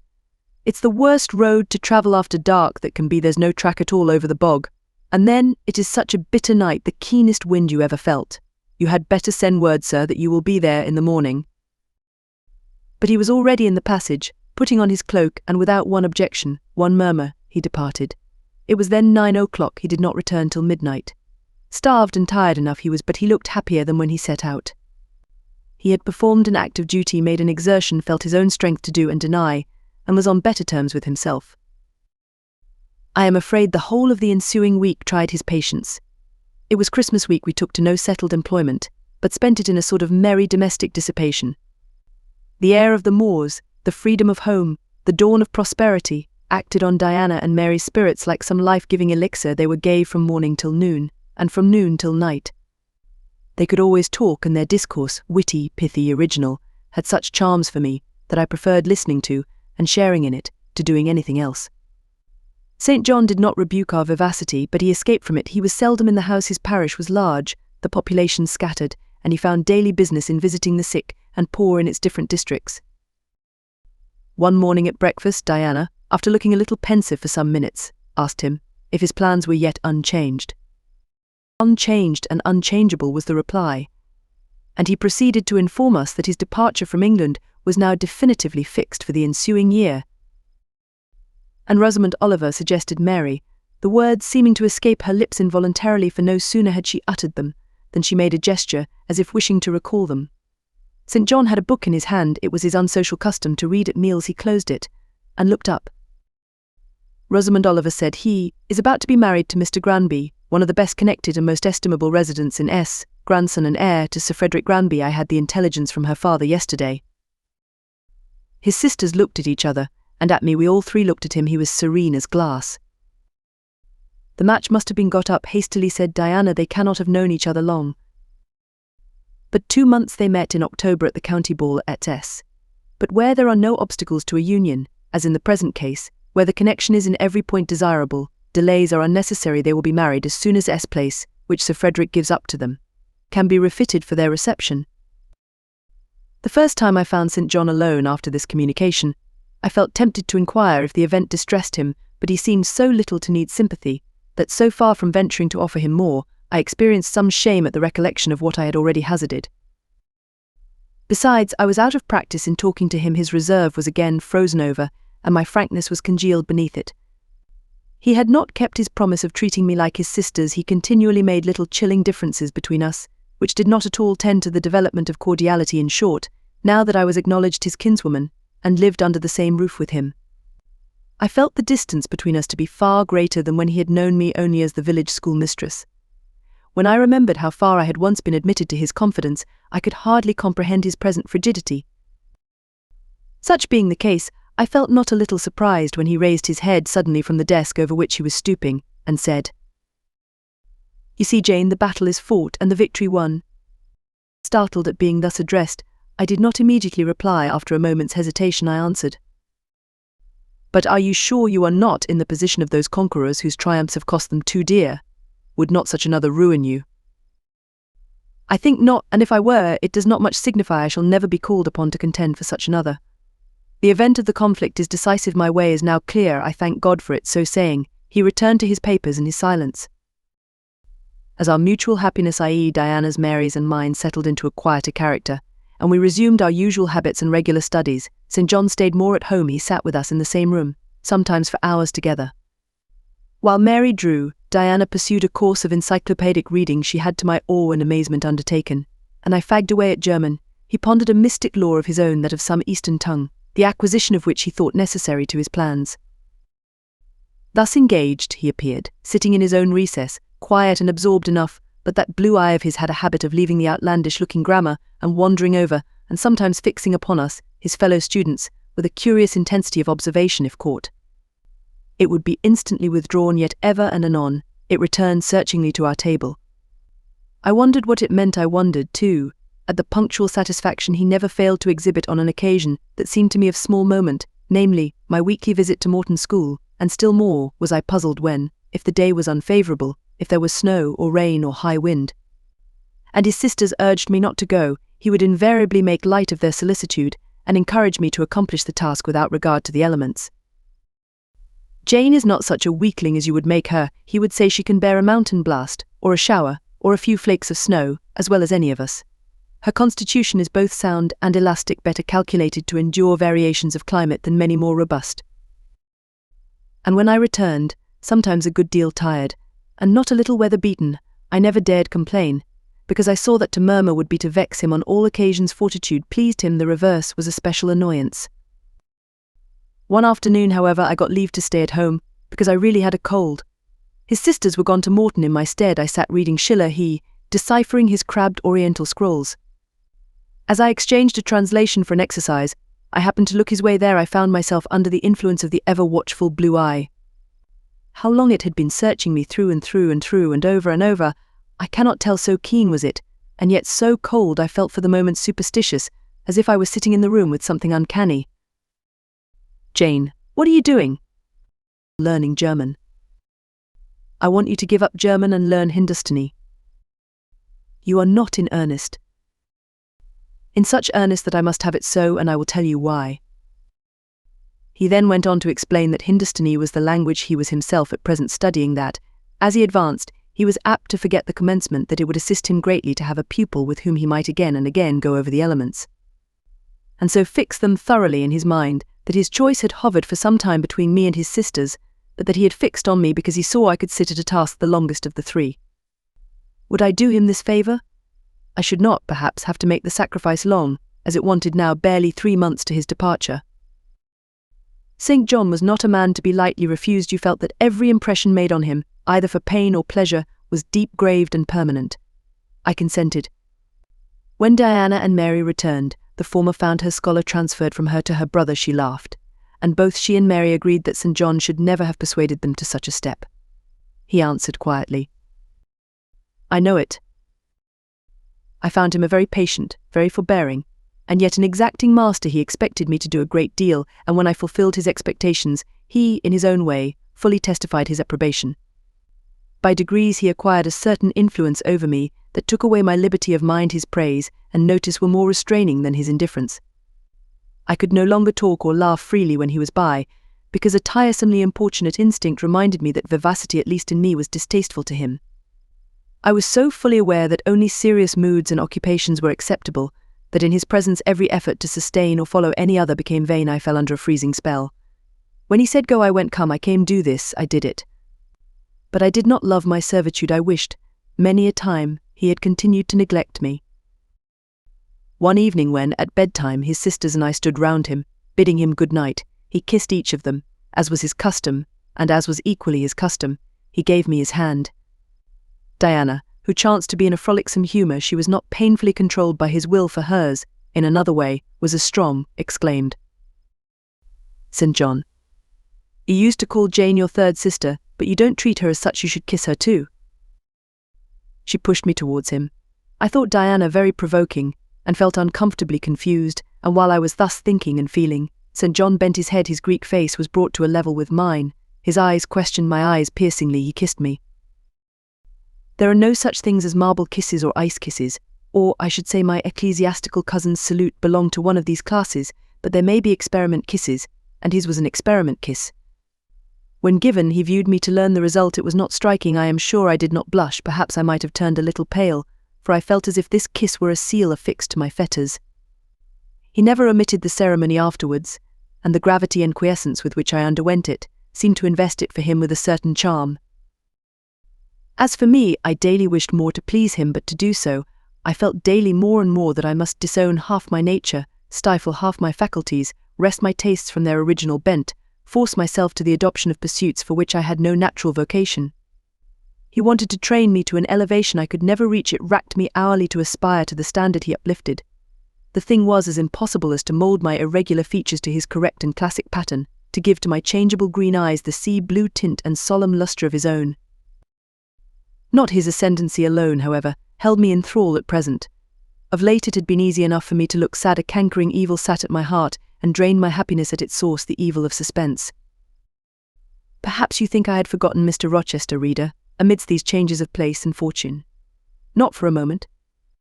His idea was still with me, because it was not a vapour sunshine could disperse, nor a sand-traced effigy storms could wash away. It was a name graven on a tablet, fated to last as long as the marble it inscribed.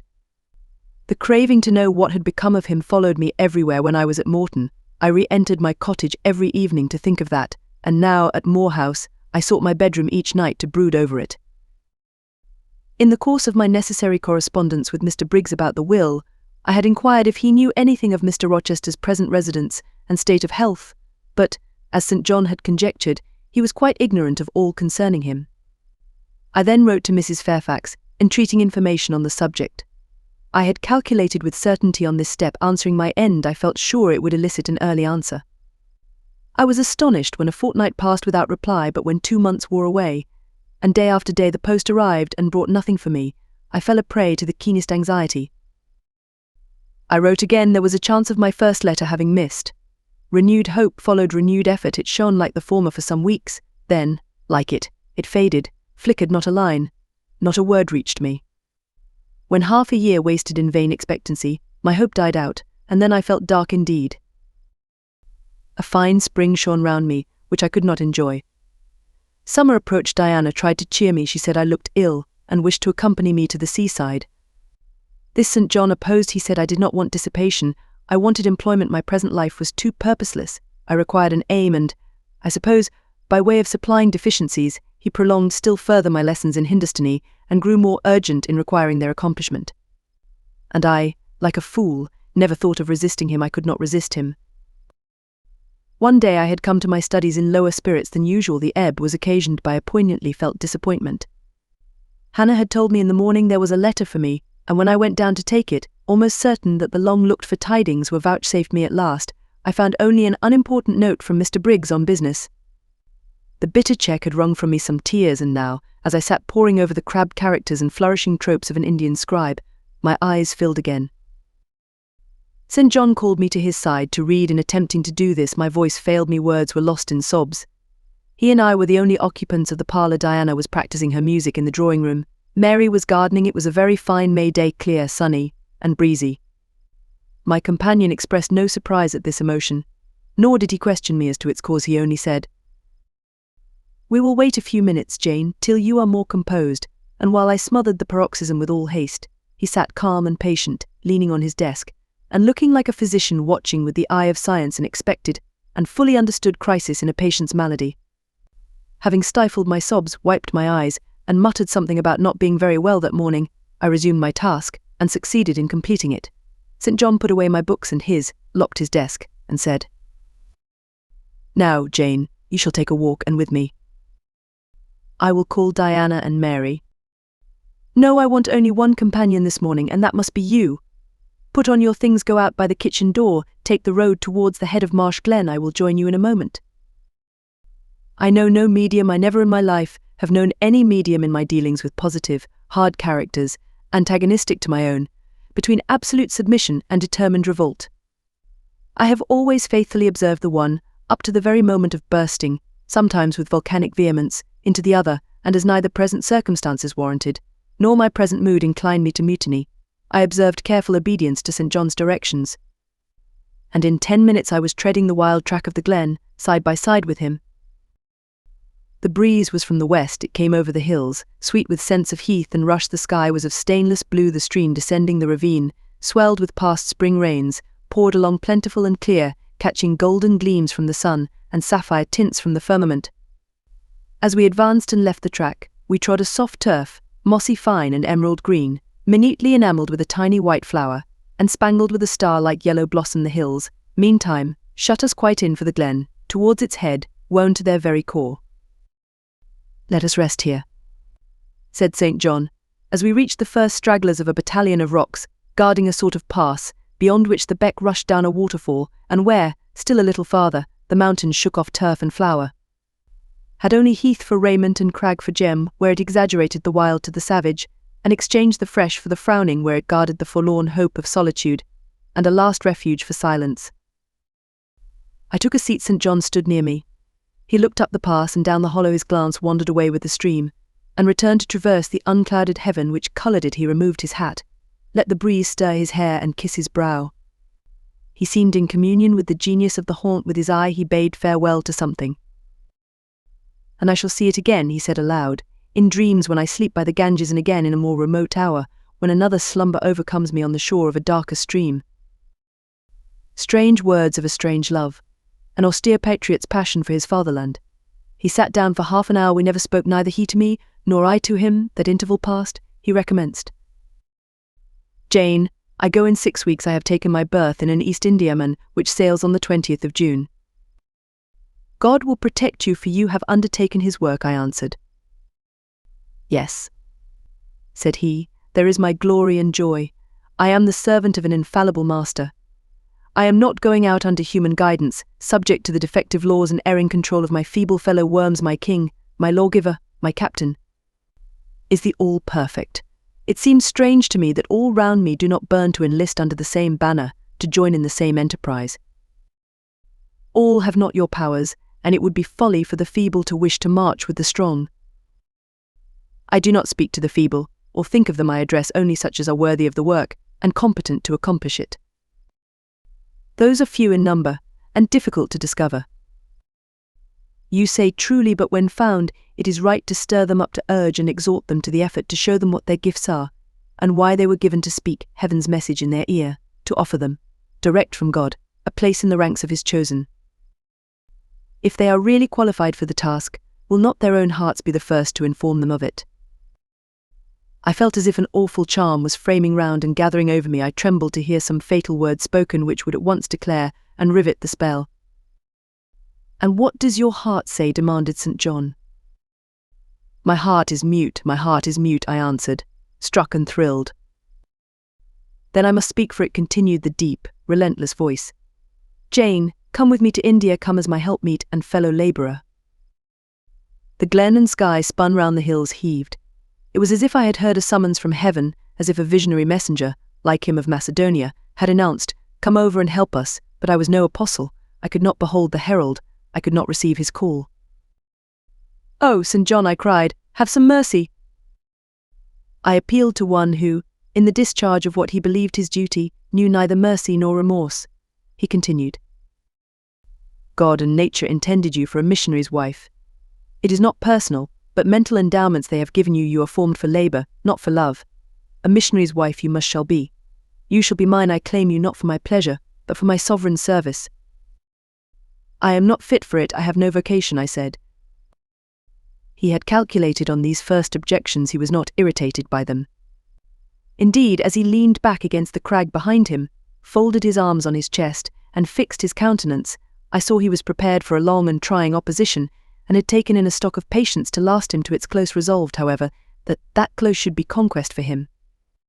"Humility, Jane," said he, "is the groundwork of Christian virtues. You say right, that you are not fit for the work. Who is fit for it, or who, that ever was truly called, believed himself worthy of the summons? I, for instance, am but dust and ashes. With St. Paul, I acknowledge myself the chiefest of sinners. But I do not suffer this sense of my personal vileness to daunt me. I know my leader, that he is just as well as mighty, and while he has chosen a feeble instrument to perform a great task, he will, from the boundless stores of his providence, supply the inadequacy of the means to the end. Think like me, Jane, trust like me. It is the rock of ages I ask you to lean on. Do not doubt, but it will bear the weight of your human weakness. I do not understand a missionary life. I have never studied missionary labours. There I, humble as I am, can give you the aid you want. I can set you your task from hour to hour, stand by you, always help you from moment to moment. This I could do in the beginning soon, for I know your powers. You would be as strong and apt as myself, and would not require my help. But my powers, where are they for this undertaking? I do not feel them. Nothing speaks or stirs in me while you talk. I am sensible of no light kindling, no life quickening, no voice counselling or cheering. Oh! I wish I could make you see how much my mind is at this moment like a rayless dungeon, with one shrinking fear, fettered in its depths, the fear of being persuaded by you to attempt what I cannot accomplish. I have an answer for you, hear it. I have watched you ever since we first met. I have made you my study for 10 months. I have proved you in that time by sundry tests, and what have I seen and elicited? In the village school I found you could perform well, punctually, uprightly. Labour uncongenial to your habits and inclinations, I saw you could perform it with capacity and tact. You could win while you controlled. In the calm with which you learnt you had become suddenly rich, I read a mind clear of the vice of Demas. Lucre had no undue power over you. In the resolute readiness with which you cut your wealth into 4 shares, keeping but one to yourself, and relinquishing the 3 others to the claim of abstract justice, I recognized a soul that revelled in the flame and excitement of sacrifice. In the tractability with which, at my wish, you forsook a study in which you were interested, and adopted another because it interested me. In the untiring assiduity with which you have since persevered in it, in the unflagging energy and unshaken temper with which you have met its difficulties, I acknowledge the complement of the qualities I seek. Jane, you are docile, diligent, disinterested, faithful, constant and courageous, very gentle, and very heroic. Cease to mistrust yourself. I can trust you unreservedly. As a conductress of Indian schools and a helper amongst Indian women, your assistance will be to me invaluable. My iron shroud contracted round me. Persuasion advanced with slow, sure step. Shut my eyes as I would, these last words of his succeeded in making the way, which had seemed blocked up, comparatively clear. My work, which had appeared so vague, so hopelessly diffuse, condensed itself as he proceeded, and assumed a definite form under his shaping hand. He waited for an answer. I demanded a quarter of an hour to think, before I again hazarded a reply. Very willingly he rejoined, and rising, he strode a little distance up the pass, threw himself down on a swell of heath, and there lay still. He threw himself down on a swell of heath, and there lay still. I can do what he wants me to do. I am forced to see and acknowledge that. I meditated, that is, if life be spared me. But I feel mine is not the existence to be long protracted under an Indian sun. What then? He does not care for that. When my time came to die, he would resign me, in all serenity and sanctity, to the God who gave me. The case is very plain before me. In leaving England, I should leave a loved but empty land. Mr. Rochester is not there, and if he were, what is, what can that ever be to me? My business is to live without him now. Nothing so absurd, so weak as to drag on from day to day, as if I were waiting some impossible change in circumstances which might reunite me to him. Of course, as St. John once said, I must seek another interest in life to replace the one lost. Is not the occupation he now offers me truly the most glorious man can adopt or God assign? Is it not, by its noble cares and sublime results, the one best calculated to fill the void left by uptorn affections and demolished hopes? I believe I must say yes, and yet I shudder. Alas, if I join St. John, I abandon half myself. If I go to India, I go to premature death. And how will the interval between leaving England for India and India for the grave be filled? Oh, I know well. That, too, is very clear to my vision. By straining to satisfy St. John till my sinews ache, I shall satisfy him to the finest central point and farthest outward circle of his expectations. If I do go with him, if I do make the sacrifice he urges, I will make it absolutely. I will throw all on the altar: heart, vitals, the entire victim. He will never love me, but he shall approve me. I will show him energies he has not yet seen, resources he has never suspected. Yes, I can work as hard as he can, and with as little grudging consent, then, to his demand is possible, but for one item, one dreadful item.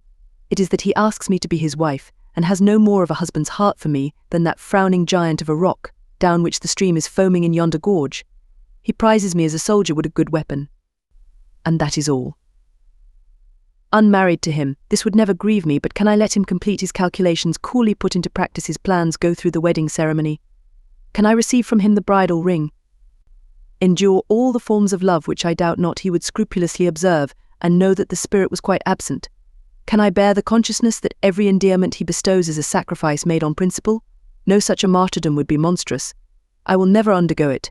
As his sister, I might accompany him, not as his wife. I will tell him so. I looked towards the knoll. There he lay, still as a prostrate column, his face turned to me, his eye beaming watchful and keen. He started to his feet and approached me. I am ready to go to India, if I may go free. Your answer requires a commentary, he said. It is not clear. You have hitherto been my adopted brother, your adopted sister. Let us continue as such. You and I had better not marry. He shook his head. Adopted fraternity will not do in this case. If you were my real sister it would be different. I should take you and seek no wife. But as it is, either our union must be consecrated and sealed by marriage, or it cannot exist. Practical obstacles oppose themselves to any other plan. Do you not see it, Jane? Consider a moment. Your strong sense will guide you. I did consider, and still my sense, such as it was, directed me only to the fact that we did not love each other as man and wife should, and therefore it inferred we ought not to marry. I said so. St. John, I returned, I regard you as a brother, you me as a sister, so let us continue. We cannot, he answered, with short, sharp determination. It would not do. You have said you will go with me to India. Remember, you have said that. Conditionally. Well. To the main point, the departure with me from England, the cooperation with me in my future labours, you do not object. You have already as good as put your hand to the plough. You are too consistent to withdraw it. You have but one end to keep in view: how the work you have undertaken can best be done. Simplify your complicated interests, feelings, thoughts, wishes, aims merge all considerations in one purpose, that of fulfilling with effect with power the mission of your great master. To do so, you must have a coadjutor, not a brother that is a loose tie, but a husband. I, too, do not want a sister might any day be taken from me. I want a wife, and the sole helpmeet I can influence efficiently in life, and retain absolutely till death. I shuddered as he spoke. I felt his influence in my marrow, his hold on my limbs. Seek one elsewhere than in me, St. John. Seek one fitted to you. One fitted to my purpose, you mean fitted to my vocation. Again I tell you, it is not the insignificant private individual, the mere man, with the man's selfish senses I wish to mate, it is the missionary.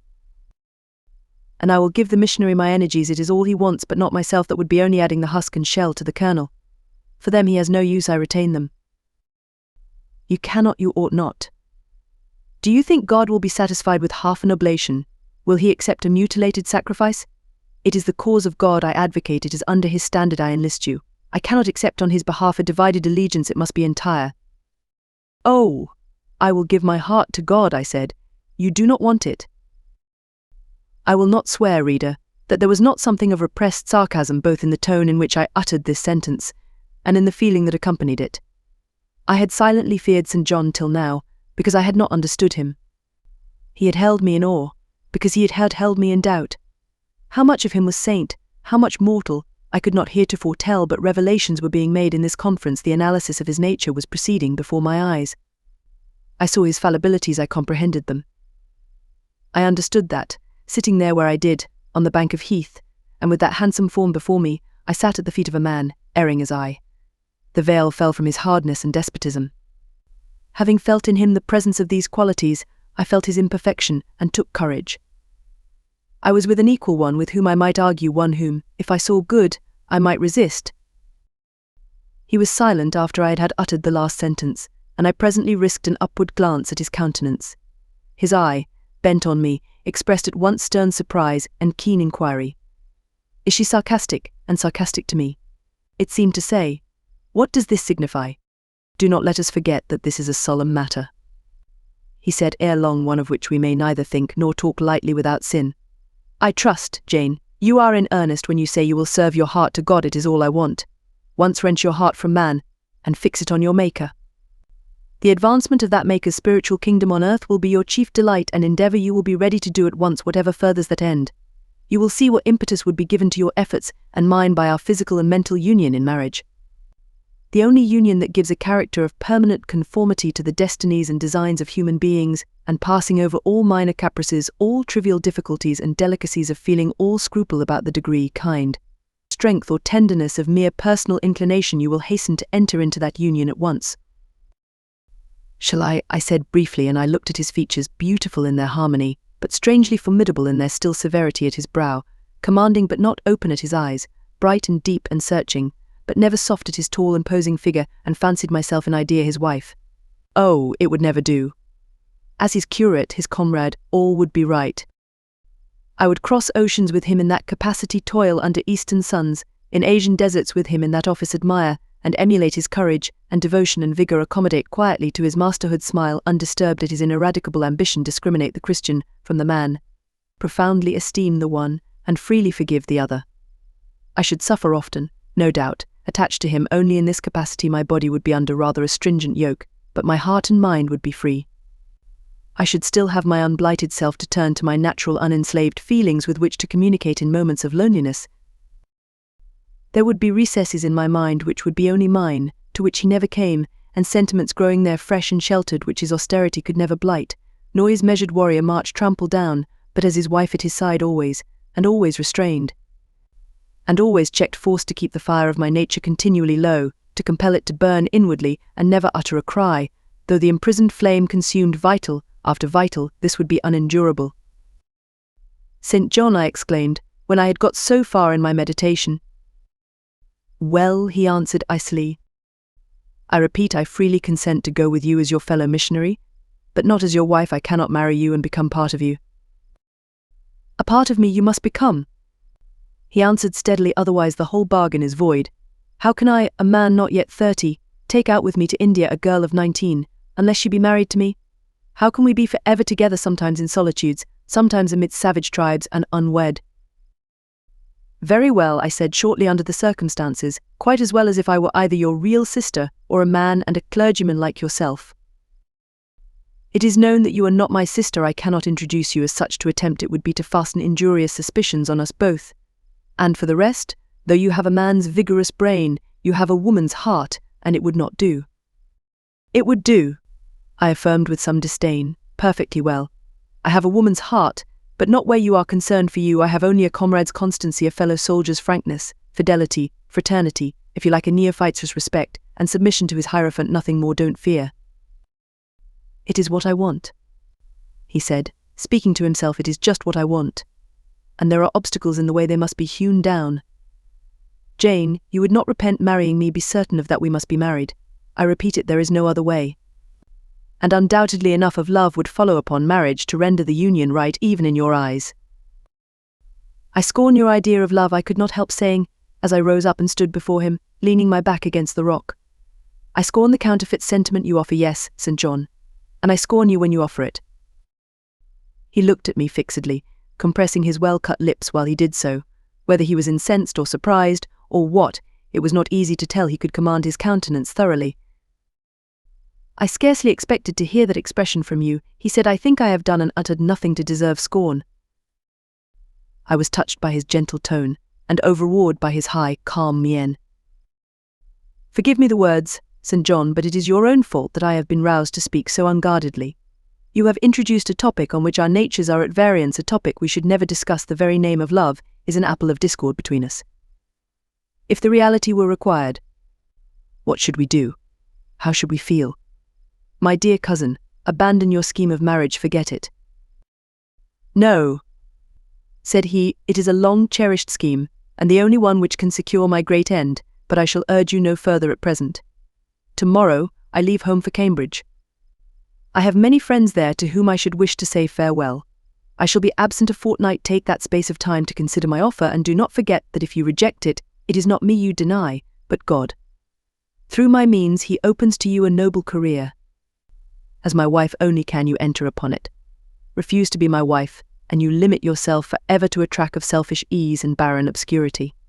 Tremble lest in that case you should be numbered with those who have denied the faith and are worse than infidels. He had done. Turning from me, he once more looked to river, looked to hill. But this time his feelings were all pent in his heart. I was not worthy to hear them uttered. As I walked by his side homeward, I read well in his iron silence all he felt towards me, the disappointment of an austere and despotic nature, which has met resistance where it expected submission, the disapprobation of a cool, inflexible judgment, which has detected in another feelings and views in which it has no power to sympathize. In short, as a man, he would have wished to coerce me into obedience. It was only as a sincere Christian he bore so patiently with my perversity, and allowed so long a space for reflection and repentance. That night, after he had kissed his sisters, he thought proper to forget even to shake hands with me, but left the room in silence. I who, though I had no love, had much friendship for him, was hurt by the marked omission, so much hurt that tears started to my eyes. I see you and St. John have been quarrelling, Jane, said Diana, during your walk on the moor. But go after him, he is now lingering in the passage expecting you. He will make it up. I have not much pride under such circumstances. I would always rather be happy than dignified, and I ran after him. He stood at the foot of the stairs. Good night, St. John, said I. Good night, Jane, he replied calmly. Then shake hands, I added. What a cold, loose touch he impressed on my fingers. He was deeply displeased by what had occurred that day. Cordiality would not warm, nor tears move him. No happy reconciliation was to be had with him, no cheering smile or generous word, but still the Christian was patient and placid, and when I asked him if he forgave me, he answered that he was not in the habit of cherishing the remembrance of vexation, that he had nothing to forgive, not having been offended. And with that answer he left me. I would much rather he had knocked me down. Chapter 35. He did not leave for Cambridge the next day, as he had said he would. He deferred his departure a whole week, and during that time he made me feel what severe punishment a good yet stern, a conscientious yet implacable man can inflict on one who has offended him. Without one overt act of hostility, one upbraiding word, he contrived to impress me momently with the conviction that I was put beyond the pale of his favour. Not that St. John harboured a spirit of unchristian vindictiveness, not that he would have injured a hair of my head if it had been fully in his power to do so. Both by nature and principle, he was superior to the mean gratification of vengeance he had forgiven me for saying I scorned him and his love, but he had not forgotten the words, and as long as he and I lived he never would forget them. I saw by his look, when he turned to me, that they were always written on the air between me and him. Whenever I spoke, they sounded in my voice to his ear, and their echo toned every answer he gave me. He did not abstain from conversing with me. He even called me as usual each morning to join him at his desk, and I fear the corrupt man within him had a pleasure unimparted to, and unshared by, the pure Christian, in evincing with what skill he could, while acting and speaking apparently just as usual, extract from every deed and every phrase the spirit of interest and approval which had formerly communicated a certain austere charm to his language and manner. To me he was in reality become no longer flesh, but marble. His eye was a cold, bright, blue gem, his tongue a speaking instrument, nothing more. All this was torture to me, refined, lingering torture. It kept up a slow fire of indignation and a trembling trouble of grief, which harassed and crushed me altogether. I felt how if I were his wife, this good man, pure as the deep sunless source, could soon kill me without drawing from my veins a single drop of blood, or receiving on his own crystal conscience the faintest stain of crime. Especially I felt this when I made any attempt to propitiate him. No ruth met my ruth. He experienced no suffering from estrangement, no yearning after reconciliation, and though, more than once, my fast-falling tears blistered the page over which we both bent, they produced no more effect on him than if his heart had been really a matter of stone or metal. To his sisters, meantime, he was somewhat kinder than usual, as if afraid that mere coldness would not sufficiently convince me how completely I was banished and banned. He added the force of contrast, and this I am sure he did not by malice, but on principle. The night before he left home, happening to see him walking in the garden about sunset, and remembering, as I looked at him, that this man, alienated as he now was, had once saved my life, and that we were near relations, I was moved to make a last attempt to regain his friendship. I went out and approached him. As he stood leaning over the little gate, I spoke to the point at once. "St. John, I am unhappy because you are still angry with me. Let us be friends." "I hope we are friends," was the unmoved reply, while he still watched the rising of the moon, which he had been contemplating as I approached. "No, St. John, we are not friends as we were. You know that." "Are we not? That is wrong. For my part, I wish you no ill and all good."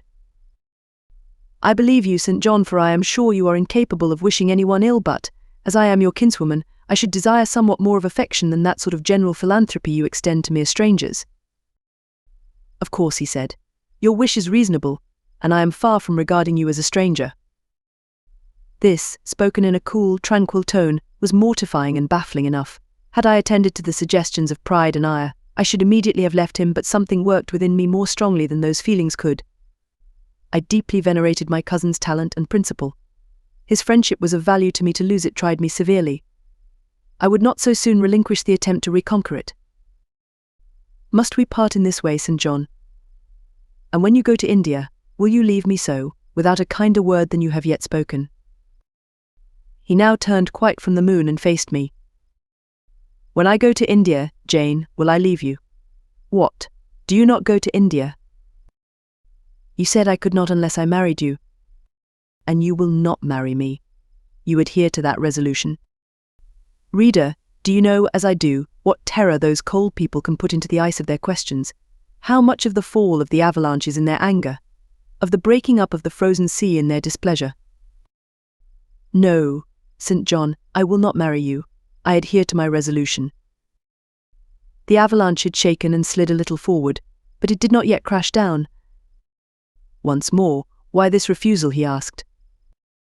Formally I answered, "Because you did not love me now," I reply, "because you almost hate me. If I were to marry you, you would kill me. You are kill me now." His lips and cheeks turned white, quite white. "I should kill you, I am killing you? Your words are such as ought not to be used, violent, unfeminine, and untrue. They betray an unfortunate state of mind, they merit severe reproof, they would seem inexcusable. But that it is the duty of man to forgive his fellow even until 77 times. I had finished the business now. While earnestly wishing to erase from his mind the trace of my former offence, I had stamped on that tenacious surface another and far deeper impression. I had burnt it in. "Now, you will indeed hate me," I said. "It is useless to attempt to conciliate you. I see I have made an eternal enemy of you." A fresh wrong did these words inflict the worse, because they touched on the truth. That bloodless lip quivered to a temporary spasm. I knew the steely ire I had whetted.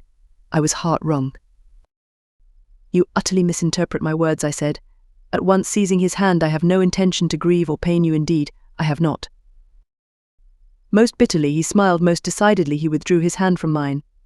"And now you recall your promise, and will not go to India at all, I presume," said he, after a considerable pause. "Yes, I will, as your assistant," I answered. A very long silence succeeded. What struggle there was in him between nature and grace in this interval, I cannot tell. Only singular gleams scintillated in his eyes, and strange shadows passed over his face. He spoke at last. "I before proved to you the absurdity of a single woman of your age proposing to accompany abroad a single man of mine. I proved it to you in such terms as, I should have thought, would have prevented your ever again alluding to the plan. That you have done so, I regret for your sake." I interrupted him. Anything like a tangible reproach gave me courage at once. "Keep to common sense, St. John. You are verging on nonsense. You pretend to be shocked by what I have said. You are not really shocked, for, with your superior mind, you cannot be either so dull or so conceited as to misunderstand my meaning. I say again, I will be your curate, if you like, but never your wife." Again he turned lividly pale, but, as before, controlled his passion perfectly. He answered emphatically but calmly. "A female curate who is not my wife would never suit me. With me, then, it seems, you cannot go, but if you are sincere in your offer, I will, while in town, speak to a married missionary, whose wife needs a coadjutor. Your own fortune will make you independent of the Society's aid, and thus you may still be spared the dishonor of breaking your promise and deserting the band you engaged to join." Now I never had, as the reader knows, either given any formal promise or entered into any engagement, and this language was all much too hard and much too despotic for the occasion. I replied, "There is no dishonor, no breach of promise, no desertion in the case. I am not under the slightest obligation to go to India, especially with strangers. With you I would have ventured much, because I admire, confide in, and as a sister, I love you, but I am convinced that, go when and with whom I would, I should not live long in that climate." "Ah. You are afraid of yourself," he said, curling his lip. "I am. God did not give me my life to throw away and to do as you wish me would, I begin to think, be almost equivalent to committing suicide. Moreover, before I definitively resolve on quitting England, I will know for certain whether I cannot be of greater use by remaining in it than by leaving it." "What do you mean?" It would be fruitless to attempt to explain, but there is a point on which I have long endured painful doubt, and I can go nowhere till by some means that doubt is removed. I know where your heart turns and to what it clings. The interest you cherish is lawless and unconsecrated. Long since you ought to have crushed it, now you should blush to allude to it. You think of Mr. Rochester. It was true. I confessed it by silence. "Are you going to seek Mr. Rochester?" "I must find out what is become of him." "It remains for me," then he said, "to remember you in my prayers, and to entreat God for you, in all earnestness, that you may not indeed become a castaway. I had thought I recognized in you one of the chosen, but God sees not as man sees. His will be done." He opened the gate, passed through it, and strayed away down the glen. He was soon out of sight. On re-entering the parlour, I found Diana standing at the window, looking very thoughtful.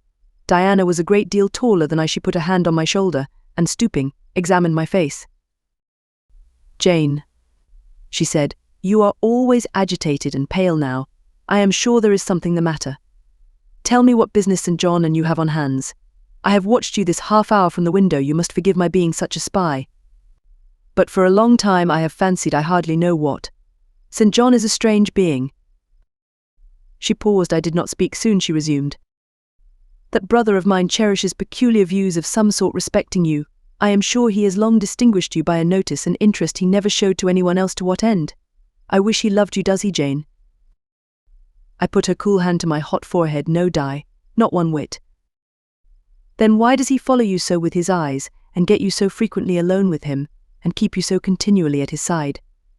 Mary and I had both concluded he wished you to marry him. He does. He has asked me to be his wife. Diana clapped her hands. That is just what we hoped and thought. And you will marry him, Jane, won't you? And then he will stay in England. Far from that, Diana. His sole idea in proposing to me is to procure a fitting fellow labourer in his Indian toils. What? He wishes you to go to India? Yes. Madness, she exclaimed. You would not live 3 months there, I am certain. You never shall go. You have not consented, have you, Jane? I have refused to marry him. And have consequently displeased him, she suggested. Deeply he will never forgive me, I fear, yet I offered to accompany him as his sister. It was frantic folly to do so, Jane.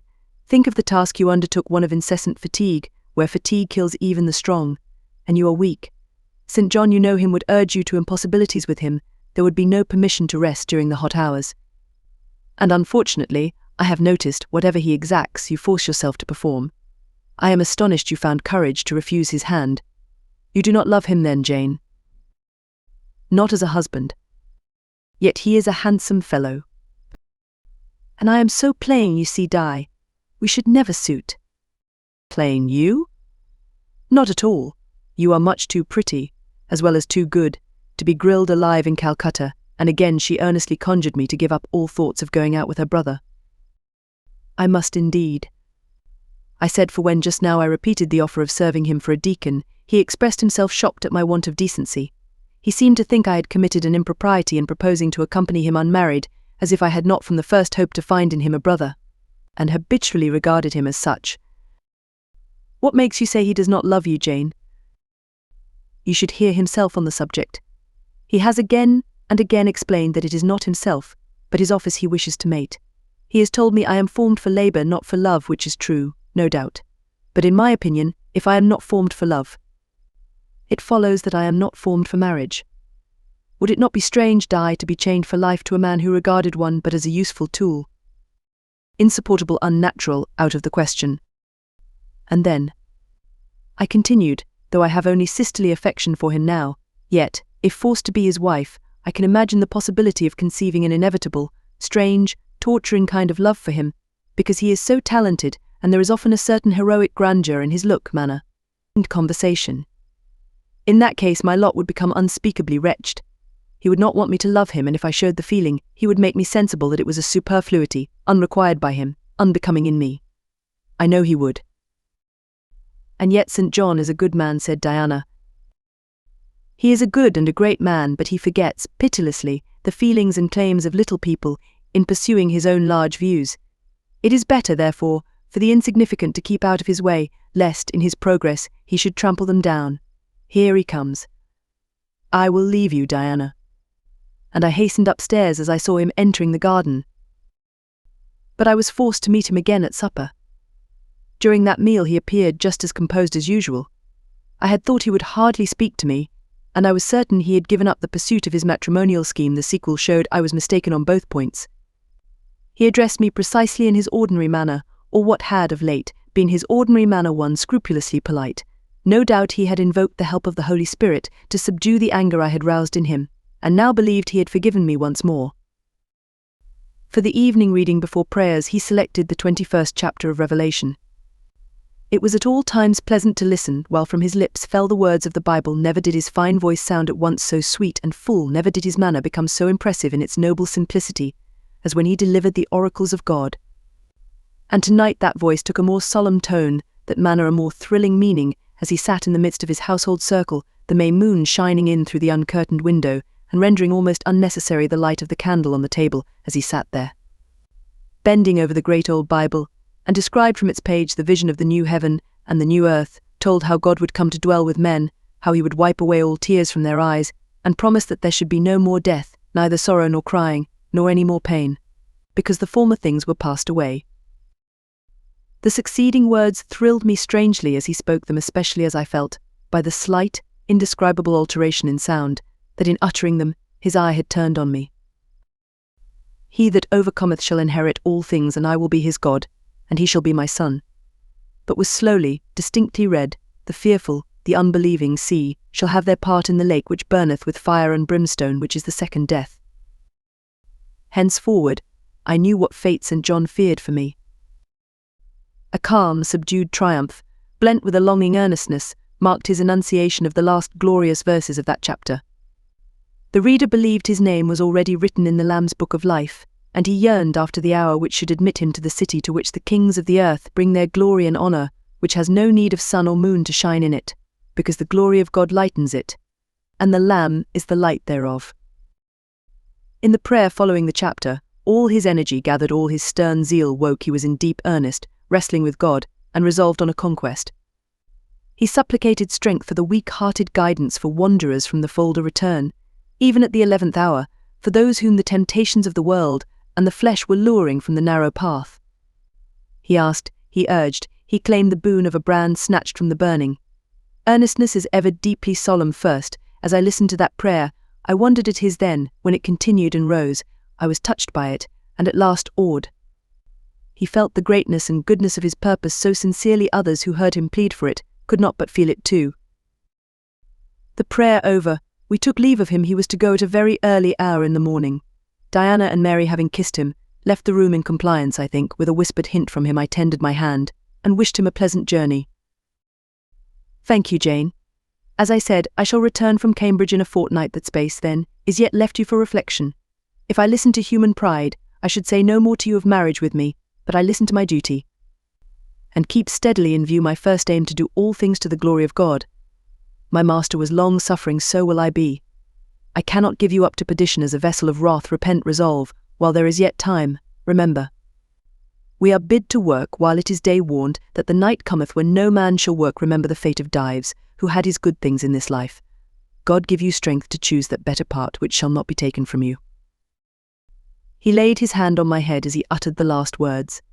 He had spoken earnestly, mildly. His look was not, indeed, that of a lover beholding his mistress, but it was that of a pastor recalling his wandering sheep, or better, of a guardian angel watching the soul for which he is responsible.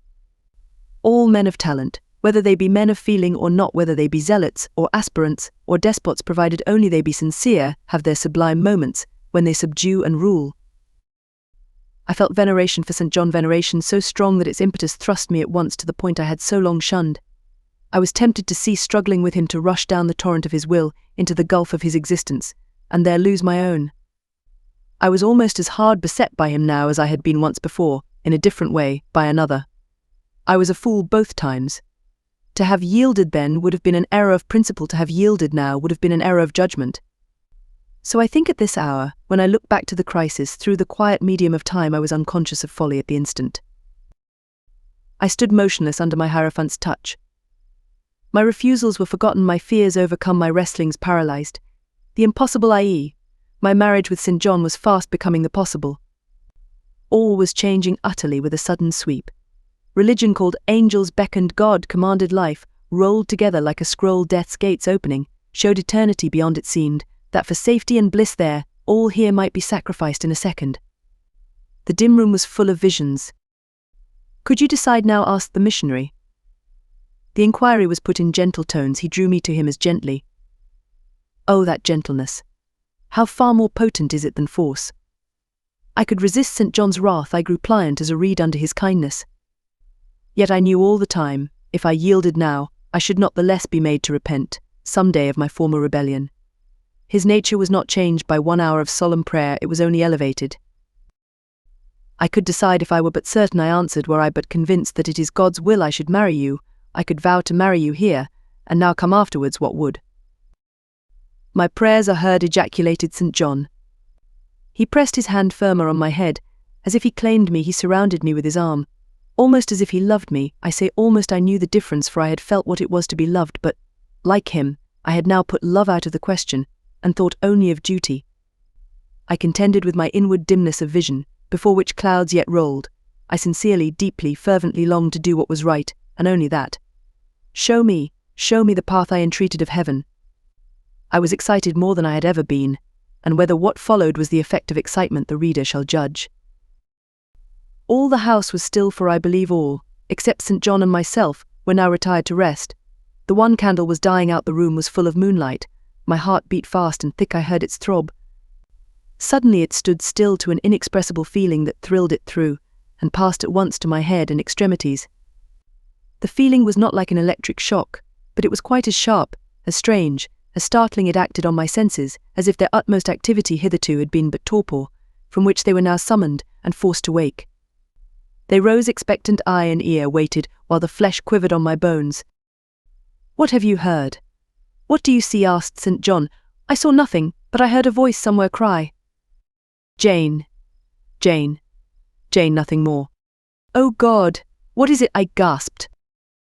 I might have said, "Where is it?" for it did not seem in the room, nor in the house, nor in the garden. It did not come out of the air, nor from under the earth, nor from under the earth, or from overhead. I had heard it where or whence, for ever impossible to know. And it was the voice of a human being, a known, loved, well-remembered voice, that of Edward Fairfax Rochester, and it spoke in pain and woe, wildly, eerily, urgently. "I am coming," I cried. "Wait for me." "Oh, I will come." I flew to the door and looked into the passage. It was dark. I ran out into the garden. It was void. "Where are you?" I exclaimed. The hills beyond Marsh Glen sent the answer faintly back. "Where are you?" I listened. The wind sighed low in the firs. All was moorland loneliness and midnight hush. "Down, superstition," I commented, as that spectre rose up black by the black yew at the gate. "This is not thy deception, nor thy witchcraft. It is the work of nature. She was roused, and did no miracle but her best." I broke from St. John, who had followed, and would have detained me. It was my time to assume ascendancy. My powers were in play, and in force. I told him to forbear question or remark. I desired him to leave me. I must, and would be alone. He obeyed at once. Where there is energy to command well enough, obedience never fails. I mounted to my chamber, locked myself in, fell on my knees, and prayed in my way, a different way to St. John's, but effective in its own fashion. I seemed to penetrate very near a mighty spirit, and my soul rushed out in gratitude at his feet. I rose from the thanksgiving, took a resolve, and lay down, unscared, enlightened, eager but for the daylight. Chapter 36. The daylight came. I rose at dawn. I busied myself for an hour or two with arranging my things in my chamber, drawers and wardrobe, in the order wherein I should wish to leave them during a brief absence. Meantime, I heard St. John quit his room. He stopped at my door. I feared he would knock no, but a slip of paper was passed under the door. I took it up. It bore these words: "You left me too suddenly last night. Had you stayed but a little longer, you would have laid your hand on the Christian's cross and the angel's crown. I shall expect your clear decision when I return this day fortnight. Meantime, watch and pray that you enter not into temptation. The spirit, I trust, is willing, but the flesh, I see, is weak. I shall pray for you hourly. Yours, St. John." My spirit, I answered mentally, is willing to do what is right, and my flesh, I hope, is strong enough to accomplish the will of heaven, when once that will is distinctly known to me. At any rate, it shall be strong enough to search, inquire, to grope an outlet from this cloud of doubt, and find the open day of certainty. It was the 1st of June, yet the morning was overcast and chilly rain beat fast on my casement. I heard the front door open, and St. John pass out. Looking through the window, I saw him traverse the garden. He took the way over the misty moors in the direction of Whitcross. There he would meet the coach. "In a few more hours I shall succeed you in that track." Cousin, thought I too have a coach to meet at Whitcross. I too have some to see and ask after in England, before I depart forever. It wanted yet 2 hours of breakfast time. I filled the interval in walking softly about my room, and pondering the visitation which had given my plans their present bent. I recalled that inward sensation I had experienced, for I could recall it, with all its unspeakable strangeness. I recalled the voice I had heard. Again I questioned whence it came, as vainly as before. It seemed in me, not in the external world. I asked, was it a mere nervous impression, a delusion? I could not conceive or believe it was more like an inspiration. The wondrous shock of feeling had come like the earthquake which shook the foundations of Paul and Silas's prison. It had opened the doors of the soul's cell and loosed its bands. It had wakened it out of its sleep, whence it sprang trembling, listening, aghast. Then vibrated thrice a cry on my startled ear, and in my quaking heart and through my spirit, which neither feared nor shook, but exulted as if in joy over the success of one effort it had been privileged to make, independent of the cumbrous body. "Ere many days," I said, as I terminated my musings, "I will know something of him, whose voice seemed last night to summon me. Letters have proved of no avail. Personal inquiry shall replace them. At breakfast I announced to Diana and Mary that I was going a journey, and should be absent at least 4 days. Alone, Jane, they asked. Yes, it was to see or hear news of a friend about whom I had for some time been uneasy. They might have said, as I have no doubt they thought, that they had believed me to be without any friends save them for, indeed I had often said so, but, with their true natural delicacy, they abstained from comment, except that Diana asked me if I was sure I was well enough to travel. I looked very pale, she observed. I replied, that nothing ailed me save anxiety of mind, which I hoped soon to alleviate. It was easy to make my further arrangements, for I was troubled with no inquiries, no surmises. Having once explained to them that I could not now be explicit about my plans, they kindly and wisely acquiesced in the silence with which I pursued them, according to me the privilege of free action I should under similar circumstances have accorded them. I left Moor House at 3:00 p.m, and soon after 4 I stood at the foot of the signpost of Whitcross, waiting the arrival of the coach which was to take me to distant Thornfield. Amidst the silence of those solitary roads and desert hills, I heard it approach from a great distance. It was the same vehicle whence, a year ago, I had alighted one summer evening on this very spot. How desolate, and hopeless, and objectless. It stopped as I beckoned. I entered, not now obliged to part with my whole fortune as the price of its accommodation. Once more on the road to Thornfield, I felt like the messenger pigeon flying home. It was a journey of 36 hours. I had set out from Whitcross on a Tuesday afternoon, and early on the succeeding Thursday morning the coach stopped to water the horses at a wayside inn, situated in the midst of scenery, whose green hedges and large fields and low pastoral hills, how mild of feature and verdant of hue, compared with the stern North Midland moors of Morton, met my eye like the lineaments of a once familiar face. Yes, I knew the character of this landscape. I was sure we were near my bourne. How far is Thornfield Hall from here? I asked of the ostler. Just 2 miles, ma'am, across the fields. My journey is closed, I thought to myself. I got out of the coach, gave a box I had into the ostler's charge, to be kept till I called for it, paid my fare, satisfied the coachman, and was going. The brightening day gleamed on the sign of the inn, and I read in gilt letters, the Rochester Arms. My heart leapt up. I was already on my master's very lands. It fell again, the thought struck it. Your master himself may be beyond the British Channel, for aught you know, and then, if he is at Thornfield Hall, towards which you hasten, who besides him is there, his lunatic wife, and you have nothing to do with him. You dare not speak to him or seek his presence. You have lost your labour, you had better go no farther, urged the monitor. Ask information of the people at the inn, they can give you all you seek, they can solve your doubts at once. Go up to that man, and inquire if Mr. Rochester be at home. The suggestion was sensible, and yet I could not force myself to act on it. I so dreaded a reply that would crush me with despair. To prolong doubt was to prolong hope. I might yet once more see the hall under the ray of her star. There was the stile before me, the very fields through which I had hurried, blind, deaf, distracted with a revengeful fury tracking and scourging me, on the morning I fled from Thornfield. Ere I well knew what course I had resolved to take, I was in the midst of them. How fast I walked, how I ran sometimes, how I looked forward to catch the first view of the well-known woods. With what feelings I welcomed single trees I knew, and familiar glimpses of meadow and hill between them. At last the woods rose, the rookery clustered dark, a loud cawing broke the morning stillness. Strange delight inspired me on. I hastened. Another field crossed a lane threaded, and there were the courtyard walls, the back offices, the house itself, the rookery still hid. My first view of it shall be in front. I determined, where its bold battlements will strike the eye nobly at once, and where I can single out my master's very window. Perhaps he will be standing at it. He rises early, perhaps he is now walking in the orchard, or on the pavement in front. Could I but see him. But a moment, surely.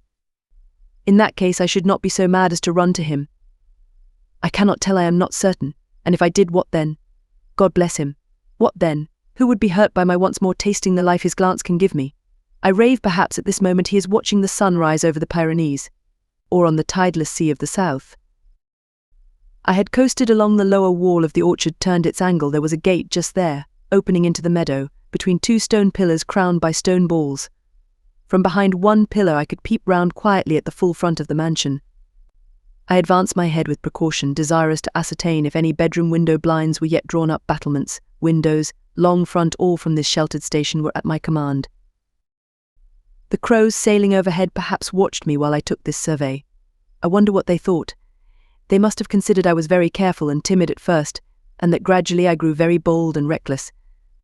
A peep, and then a long stare, and then a departure from my niche, and a straying out into the meadow, and a sudden stop full in front of the great mansion, and a protracted, hardy gaze towards it. What affectation of diffidence was this at first? They might have demanded what stupid regardlessness now. Here an illustration, reader. A lover finds his mistress asleep on a mossy bank. He wishes to catch a glimpse of her fair face without waking her. He steals softly over the grass. Careful to make no sound, he pauses, fancying she has stirred. He withdraws, not for worlds would he be seen. All is still. He again advances. He bends above her. A light veil rests on her features. He lifts it. Bends lower now. His eyes anticipate the vision of beauty, warm and blooming and lovely, in rest. How hurried was their first glance. But how they fix. How he starts. How he suddenly and vehemently clasps in both arms the form he dared not, a moment since, touch with his finger. How he calls aloud a name, and drops his burden, and gazes on it wildly. He thus grasps and cries and gazes, because he no longer fears to waken by any sound he can utter, by any movement he can make. He thought his love slept sweetly. He finds she is stone dead. I looked with timorous joy towards a stately house. I saw a blackened ruin. No need to cower behind a gate post, indeed. To peep up at chamber lattices, fearing life was astir behind them. No need to listen for doors opening to fancy steps on the pavement or the gravel walk. The lawn, the grounds were trodden, and waste the portal yawned void. The front was, as I had once seen it in a dream, but a shell-like wall, very high and very fragile-looking, perforated with panelless windows, no roof, no battlements, no chimneys. All had crashed in. And there was the silence of death about it, the solitude of a lonesome wild. No wonder that letters addressed to people here had never received an answer. As well dispatch epistles to a vault in a church aisle. The grim blackness of the stones told by what fate the hall had fallen by conflagration, but how kindled. What story belonged to this disaster? What loss, besides mortar and marble and woodwork, had followed upon it? Had life been wrecked as well as property? If so, whose? Dreadful question. There was no one here to answer it, not even dumb sign, mute token. In wandering round the shattered walls and through the devastated interior, I gathered evidence that the calamity was not of late occurrence. Winter snows, I thought, had drifted through that void arch, winter rains beaten in at those hollow casements, for, amidst the drenched piles of rubbish, spring had cherished vegetation. Grass and weed grew here and there between the stones and fallen rafters. And oh, where meantime was the hapless owner of this wreck? In what land? Under what auspices? My eye involuntarily wandered to the grey church tower near the gates, and I asked, is he with Dame de Rochester, sharing the shelter of his narrow marble house? Some answer must be had to these questions. I could find it nowhere but at the inn, and thither, ere long, I returned. The host himself brought my breakfast into the parlour. I requested him to shut the door and sit down. I had some questions to ask him. But when he complied, I scarcely knew how to begin. Such horror had I of the possible answers. And yet the spectacle of desolation I had just left prepared me in a measure for a tale of misery. The host was a respectable-looking, middle-aged man. You know Thornfield Hall, of course, I managed to say at last. Yes, ma, I lived there once. Did you not in my time? I thought you were a stranger to me. I was the late Mr. Rochester's butler, he added. The late. I seemed to have received, with full force, the blow I had been trying to evade. The late, I gasped. Is he dead? I mean the present gentleman, Mr. Edward's father, he explained. I breathed again. My blood resumed its flow. Fully assured by these words that Mr. Edward, my Mr. Rochester, God bless him, wherever he was at least alive, was, in short, the present gentleman. Gladdening words. It seemed I could hear all that was to come, whatever the disclosures might be, with comparative tranquillity.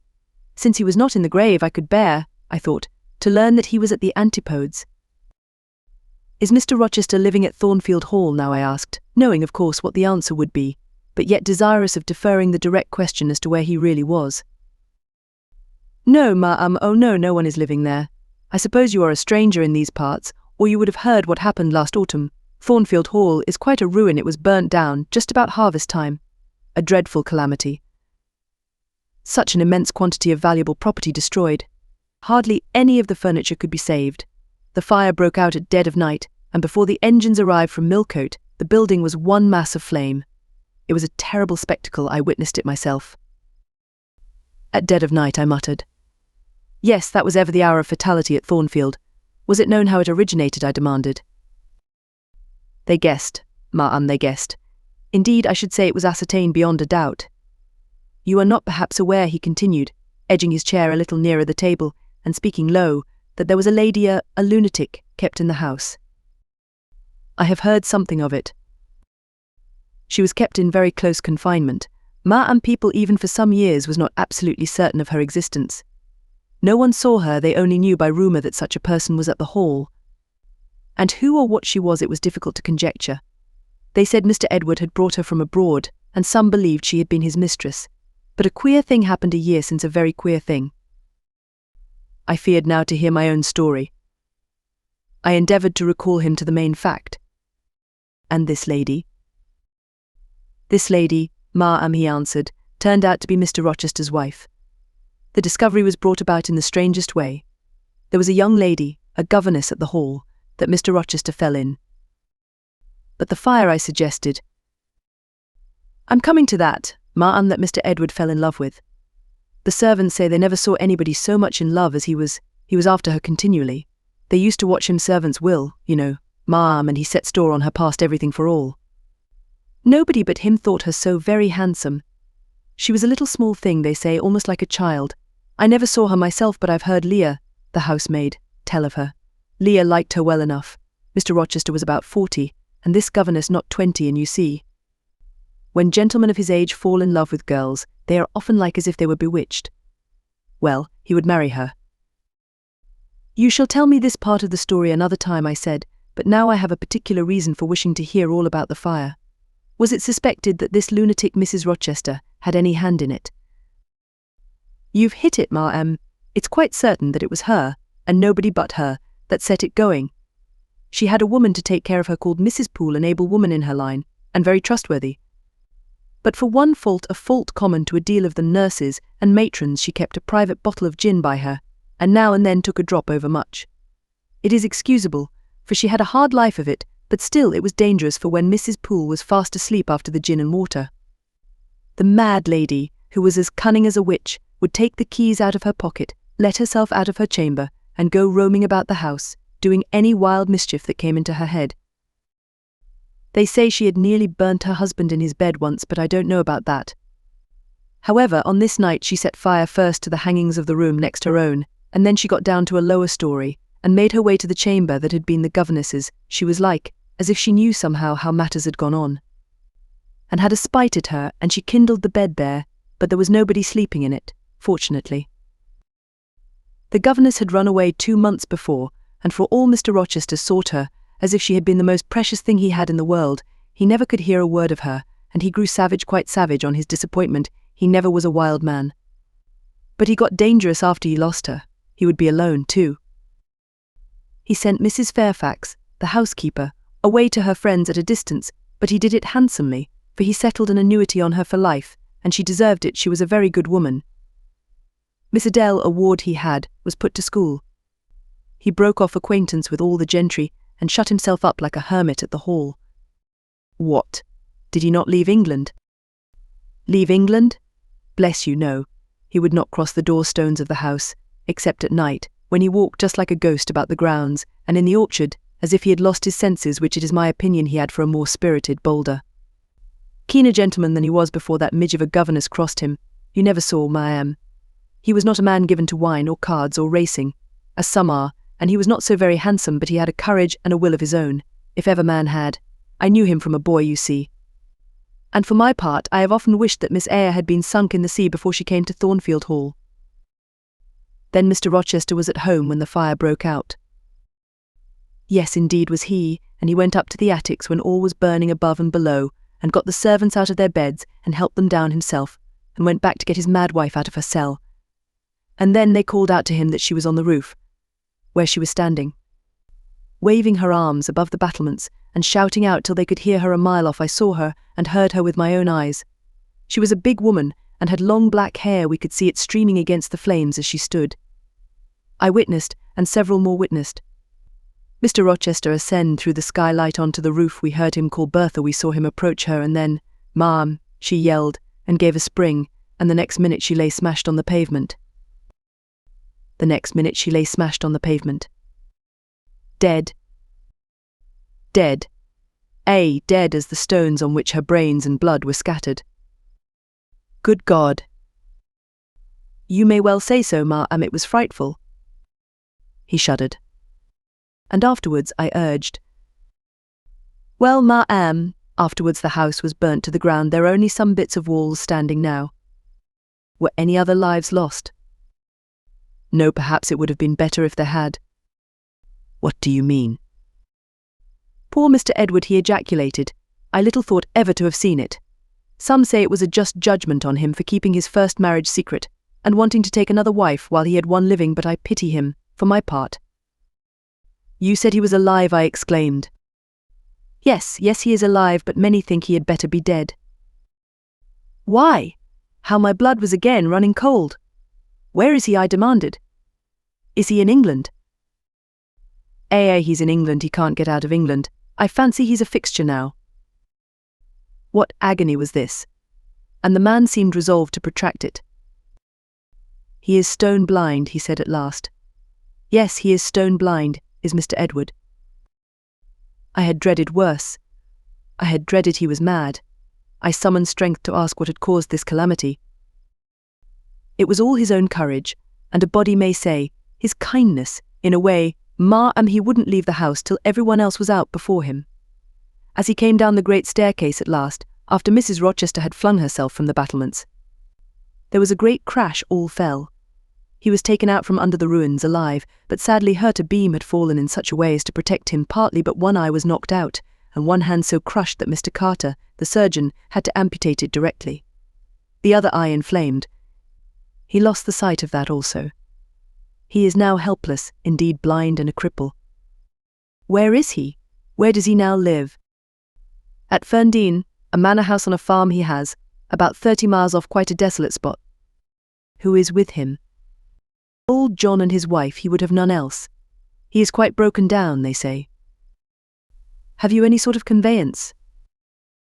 We have a chaise, ma'am, a very handsome chaise. Let it be got ready instantly, and if your post-boy can drive me to Ferndean before dark this day, I'll pay both you and him twice the hire you usually demand. Chapter 37. The manor house of Ferndean was a building of considerable antiquity, moderate size, and no architectural pretensions, deep buried in a wood. I had heard of it before. Mr. Rochester often spoke of it, and sometimes went there. His father had purchased the estate for the sake of the game covers. He would have let the house, but could find no tenant in consequence of its ineligible and insalubrious site. Ferndean then remained uninhabited and unfurnished, with the exception of some 2 or 3 rooms fitted up for the accommodation of the squire when he went there in the season to shoot. To this house I came just ere dark on an evening marked by the characteristics of sad sky, cold gale, and continued small penetrating rain. The last mile I performed on foot, having dismissed the chaise and driver with the double remuneration I had promised. Even when within a very short distance of the manor house you could see nothing of it, so thick and dark grew the timber of the gloomy wood about it. Iron gates between granite pillars showed me where to enter, and passing through them, I found myself at once in the twilight of close-ranked trees. There was a grass-grown track descending the forest aisle between hoar and knotty shafts and under branched arches. I followed it, expecting soon to reach the dwelling, but it stretched on and on. It wound far and farther, no sign of habitation or grounds was visible. I thought I had taken a wrong direction and lost my way. The darkness of natural as well as of sylvan dusk gathered over me. I looked round in search of another road. There was none. All was interwoven stem, columnar trunk, dense summer foliage, no opening anywhere. I proceeded. At last my way opened. The trees thinned a little. Presently I beheld a railing. Then the house, scarce, by this dim light, distinguishable from the trees, so dank and green were its decaying walls. Entering a portal, fastened only by a latch, I stood amidst a space of enclosed ground, from which the wood swept away in a semicircle. There were no flowers, no garden beds, only a broad gravel walk girdling a grass plat, and this set in the heavy frame of the forest. The house presented 2 pointed gables in its front. The windows were latticed, and narrow. The front door was narrow too. 1 step led up to it. The whole looked, as the host of the Rochester Arms had said, quite a desolate spot. It was as still as a church on a weekday. The pattering rain on the forest leaves was the only sound audible in its vicinage. "Can there be life here?" I asked. Yes, life of some kind there was, for I heard a movement. That narrow front door was unclosing, and some shape was about to issue from the grange. It opened slowly. A figure came out into the twilight and stood on the step. A man without a hat. He stretched forth his hand as if to feel whether it rained.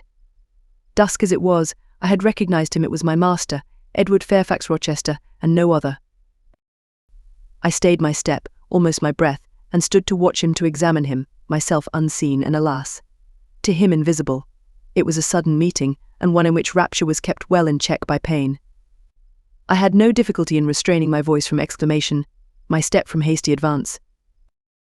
His form was of the same strong and stalwart contour as ever. His port was still erect, his hair was still raven black, nor were his features altered or sunk, not in 1 year's space, by any sorrow, could his athletic strength be quelled or his vigorous prime blighted.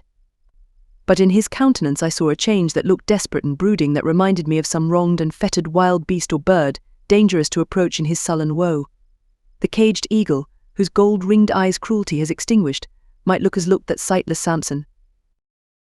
And, reader, do you think I feared him in his blind ferocity? If you do, you little know me. A soft hope blent with my sorrow that soon I should dare to drop a kiss on that brow of rock, and on those lips so sternly sealed beneath it, but not yet. I would not accost him yet. He descended the one step, and advanced slowly and gropingly towards the grass plat. Where was his daring stride now? Then he paused, as if he knew not which way to turn. He lifted his hand and opened his eyelids, gazed blank, and with a straining effort, on the sky and toward the amphitheatre of trees. One saw that all to him was void darkness.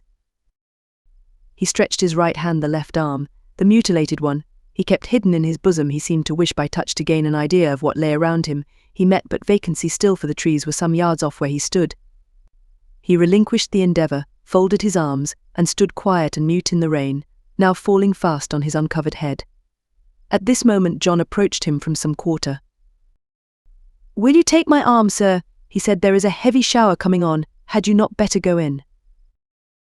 "Let me alone," was the answer. John withdrew without having observed me. Mr. Rochester now tried to walk about vainly. All was too uncertain. He groped his way back to the house, and re-entering it, closed the door. I now drew near and knocked. John's wife opened for me. "Mary," I said, "how are you?" She started as if she had seen a ghost. I calmed her. To her hurried, "Is it really you, miss? Come at this late hour to this lonely place," I answered by taking her hand, and then I followed her into the kitchen, where John now sat by a good fire. I explained to them, in few words, that I had heard all which had happened since I left Thornfield, and that I was come to see Mr. Rochester.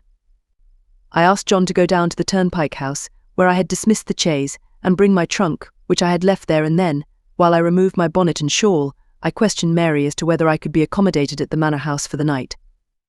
And finding that arrangements to that effect, though difficult, would not be impossible, I informed her I should stay. Just at this moment the parlour bell rang. "When you go in," said I, "tell your master that a person wishes to speak to him, but do not give my name." "I don't think he will see you," she answered. "He refuses everybody." When she returned, I inquired what he had said. "You are to send in your name and your business," she replied. She then proceeded to fill a glass with water and place it on a tray, together with candles. "Is that what he rang for?" I asked. "Yes, he always has candles brought in at dark, though he is blind." "Give the tray to me, I will carry it in." I took it from her hand. She pointed me out the parlour door. The tray shook as I held it. The water spilt from the glass. My heart struck my ribs loud and fast. Mary opened the door for me and shut it behind me. This parlour looked gloomy. A neglected handful of fire burnt low in the grate, and leaning over it, with his head supported against the high, old-fashioned mantelpiece, appeared the blind tenant of the room. His old dog, Pilot, lay on one side, removed out of the way, and coiled up as if afraid of being inadvertently trodden upon. Pilot pricked up his ears when I came in, then he jumped up with a yelp and a whine, and bounded towards me. He almost knocked the tray from my hands. I set it on the table, then patted him, and said softly, "Lie down." Mr. Rochester turned mechanically to see what the commotion was, but as he saw nothing, he returned and sighed. "Give me the water, Mary," he said. I approached him with the now only half-filled glass. Pilot followed me, still excited. "What is the matter?" he inquired. "Down, Pilot," I again said. He checked the water on its way to his lips, and seemed to listen. He drank, and put the glass down. "This is you, Mary, is it not?" "Mary is in the kitchen," I answered. He put out his hand with a quick gesture, but not seeing where I stood, he did not touch me. "Who is this? Who is this?" he demanded, trying, as it seemed, to see with those sightless eyes unavailing and distressing attempt.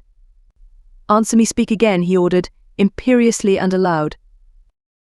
"Will you have a little more water, sir?" "I spilt half of what was in the glass," I said. "Who is it? What is it? Who speaks?" "Pilate knows me, and John and Mary know I am here. I came only this evening," I answered. Great God! What delusion has come over me? What sweet madness has seized me? "No delusion, no madness, your mind, sir, is too strong for delusion, your health too sound for frenzy." "And where is the speaker? Is it only a voice?" "Oh, I cannot see, but I must feel, or my heart will stop and my brain burst. Whoever you are, be perceptible to the touch, or I cannot live." He groped. I arrested his wandering hand and prisoned it in both mine. "Her very fingers," he cried, "her small, slight fingers. If so, there must be more of her."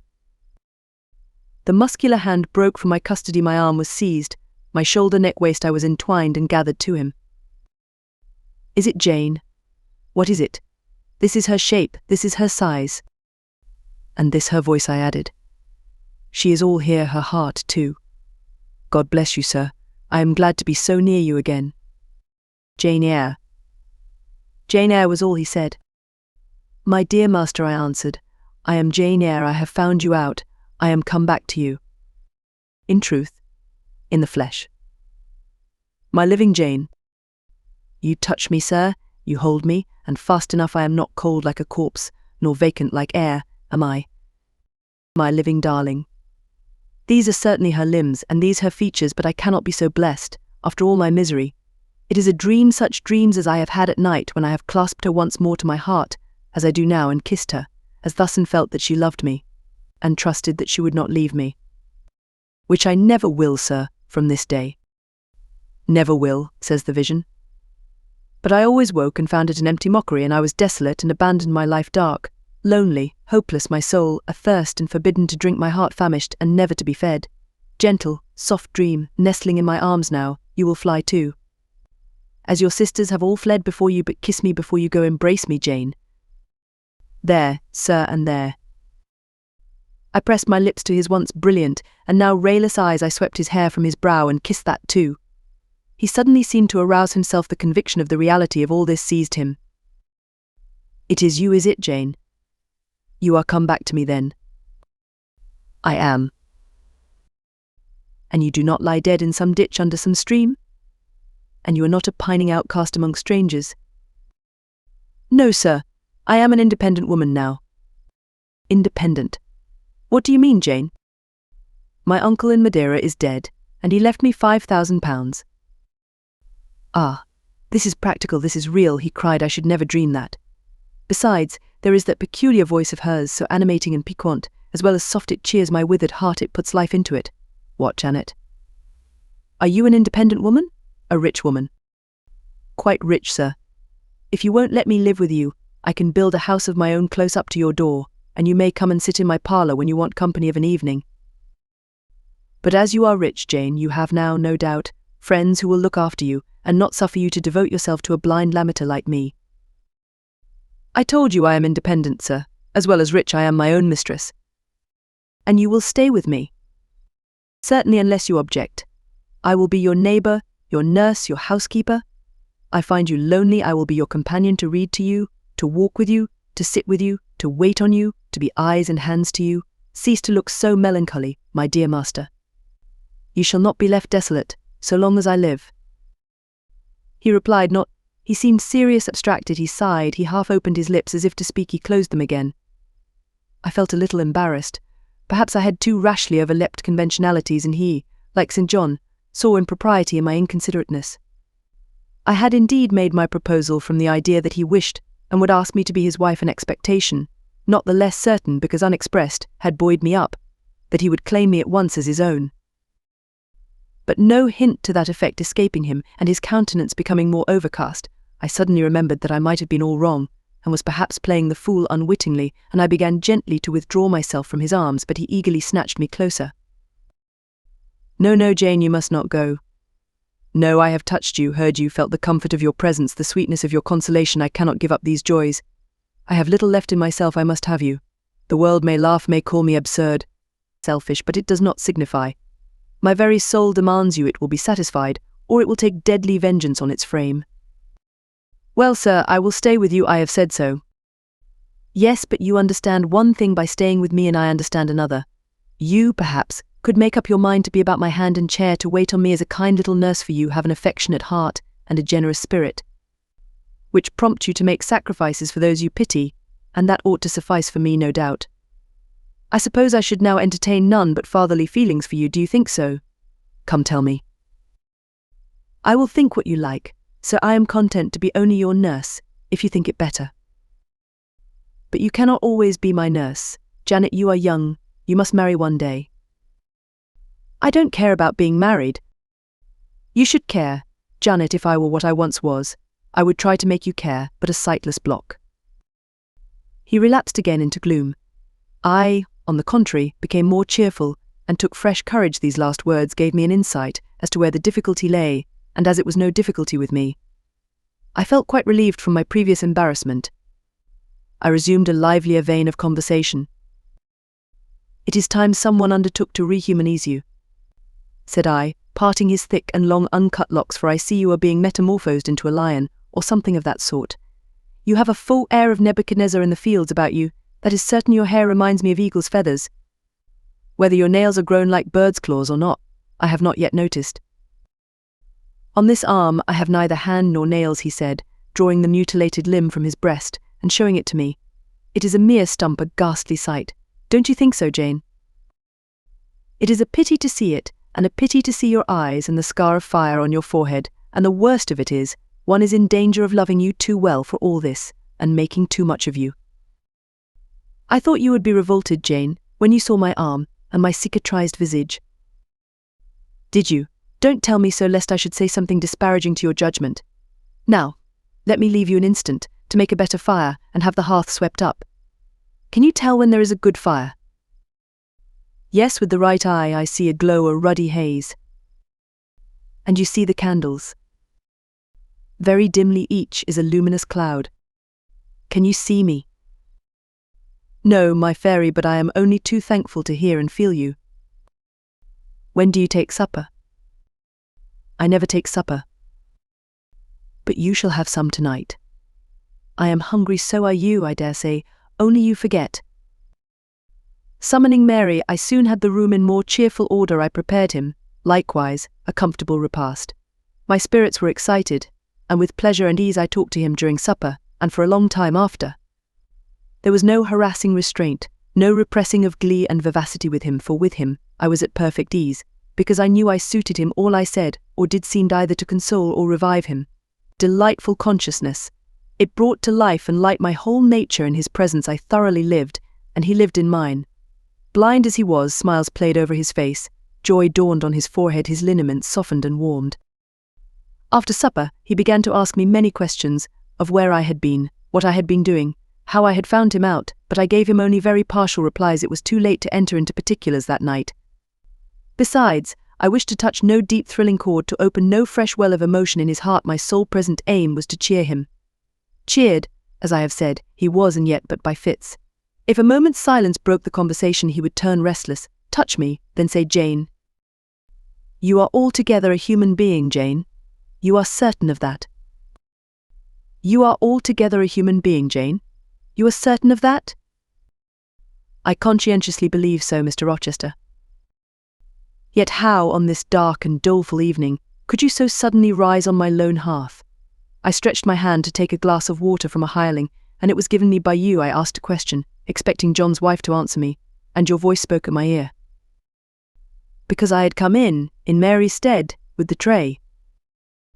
And there is enchantment in the very hour I am now spending with you. Who can tell what a dark, dreary, hopeless life I have dragged on for months past, doing nothing, expecting nothing, merging night and day, feeling but the sensation of cold when I let the fire go out, of hunger when I forgot to eat, and then a ceaseless sorrow, and at times a very delirium of desire to behold my Jane again. Yes, for her restoration I longed, far more than for that of my lost sight. How can it be that Jane is with me, and says she loves me? Will she not depart as suddenly as she came? Tomorrow, I fear I shall find her no more. A commonplace, practical reply, out of the train of his own disturbed ideas, was, I was sure, the best and most reassuring for him in this frame of mind. I passed my finger over his eyebrows, and remarked that they were scorched, and that I would apply something which would make them grow as broad and black as ever. Where is the use of doing me good in any way, beneficent spirit, when at some fatal moment you will again desert me, passing like a shadow, whither, and how to me unknown, and for me remaining afterwards undiscoverable? Have you a pocket-comb about you, sir? What for, Jane? Just to comb out this shaggy black mane. I find you rather alarming. When I examine you close at hand you talk of my being a fairy, but I am sure you are more like a brownie. Am I hideous, Jane? Very, sir, you always were, you know. Humph. The wickedness has not been taken out of you, wherever you have sojourned. Yet I have been with good people far better than you, 100 times better people, possessed of ideas and views you never entertained in your life, quite more refined and exalted. Who the deuce have you been with? If you twist in that way you will make me pull the hair out of your head, and then I think you will cease to entertain doubts of my substantiality. Who have you been with, Jane? You shall not get it out of me tonight, sir. You must wait till tomorrow to leave my tale half told. Will, you know, be a sort of security that I shall appear at your breakfast table to finish it. By the by, I must mind not to rise on your hearth with only a glass of water then. I must bring an egg at the least, to say nothing of fried ham. You mocking changeling, fairy born and human bred, you make me feel as I have not felt these 12 months. If Saul could have had you for his David, the evil spirit would have been exorcised without the aid of the harp. There, sir, you are redd up and made decent. Now I'll leave you. I have been travelling these last 3 days, and I believe I am tired. Good night. Just one word, Jane, were there only ladies in the house where you have been? I laughed and made my escape, still laughing as I ran upstairs. A good idea, I thought with glee. I see I have the means of fretting him out of his melancholy for some time to come. Very early the next morning I heard him up and astir, wandering from one room to another. As soon as Mary came down I heard the question, is Miss Eyre here? Then which room did you put her into? Was it dry? Is she up? Go and ask if she wants anything and when she will come down. I came down as soon as I thought there was a prospect of breakfast. Entering the room very softly, I had a view of him before he discovered my presence. It was mournful, indeed, to witness the subjugation of that vigorous spirit to a corporeal infirmity. He sat in his chair still, but not at rest, expectant, evidently the lines of now habitual sadness marking his strong features. His countenance reminded one of a lamp quenched, waiting to be relit, and alas! It was not himself that could now kindle the lustre of animated expression. He was dependent on another for that office. I had meant to be gay and careless, but the powerlessness of the strong man touched my heart to the quick. Still I accosted him with what vivacity I could. It is a bright, sunny morning, sir, I said. The rain is over and gone, and there is a tender shining after it. You shall have a walk soon. I had wakened the glow. His features beamed. Oh, you are indeed there, my skylark. Come to me. You are not gone, not vanished. I heard one of your kind an hour ago, singing high over the wood, but its song had no music for me, any more than the rising sun had rays. All the melody on earth is concentrated in my Jane's tongue to my ear. I am glad it is not naturally a silent one. All the sunshine I can feel is in her presence. The water stood in my eyes to hear this avowal of his dependence, just as if a royal eagle, chained to a perch, should be forced to entreat a sparrow to become its purveyor. But I would not be lachrymose. I dashed off the salt drops and busied myself with preparing breakfast. Most of the morning was spent in the open air. I led him out of the wet and wild wood into some cheerful fields. I described to him how brilliantly green they were, how the flowers and hedges looked refreshed, how sparklingly blue was the sky. I sought a seat for him in a hidden and lovely spot, a dry stump of a tree, nor did I refuse to let him, when seated, place me on his knee. Why should I, when both he and I were happier near than apart? Pilate lay beside us. All was quiet. He broke out suddenly while clasping me in his arms. Cruel, cruel deserter. Oh, Jane, what did I feel when I discovered you had fled from Thornfield, and when I could nowhere find you, and, after examining your apartment, ascertained that you had taken no money, nor anything which could serve as an equivalent. A pearl necklace I had given you lay untouched in its little casket. Your trunks were left corded and locked as they had been prepared for the bridal tour. What could my darling do, I asked, left destitute and penniless? And what did she do? Let me hear now. Thus urged, I began the narrative of my experience for the last year. I softened considerably what related to the 3 days of wandering and starvation, because to have told him all would have been to inflict unnecessary pain. The little I did say lacerated his faithful heart deeper than I wished. I should not have left him thus, he said. Without any means of making my way, I should have told him my intention. I should have confided in him. He would never have forced me to be his mistress. Violent as he had seemed in his despair, he, in truth, loved me far too well and too tenderly to constitute himself my tyrant. He would have given me half his fortune, without demanding so much as a kiss in return, rather than I should have flung myself friendless on the wide world. I had endured, he was certain, more than I had confessed to him. Well, whatever my sufferings had been, they were very short, I answered, and then I proceeded to tell him how I had been received at Moor House, how I had obtained the office of schoolmistress. C. The accession of fortune, the discovery of my relations, followed in due order. Of course, St. John River's name came in frequently in the progress of my tale. When I had done, that name was immediately taken up. This St. John, then, is your cousin? Yes. You have spoken of him often. Do you like him? He was a very good man, sir. I could not help liking him. A good man. Does that mean a respectable, well-conducted man of 50? Or what does it mean? St. John was only 29, sir. June in corps, as the French say. Is he a person of low stature, phlegmatic, and plain? A person whose goodness consists rather in his guiltlessness of vice than in his prowess in virtue. He is untiringly active. Great and exalted deeds are what he lives to perform. But his brain? That is probably rather soft. He means well, but you shrug your shoulders to hear him talk. He talks little, so what he does say is ever to the point. His brain is first-rate, I should think not impressible, but vigorous. Is he an able man, then? Truly able. A thoroughly educated man. St. John is an accomplished and profound scholar. His manners, I think you said, are not to your taste, priggish and parsonic. I never mentioned his manners, but, unless I had a very bad taste, they must suit it. They are polished, calm and gentlemanlike. His appearance, I forget what description you gave of his appearance, a sort of raw curate, half strangled with his white neckcloth, and stilted up on his thick-soled high lows, A.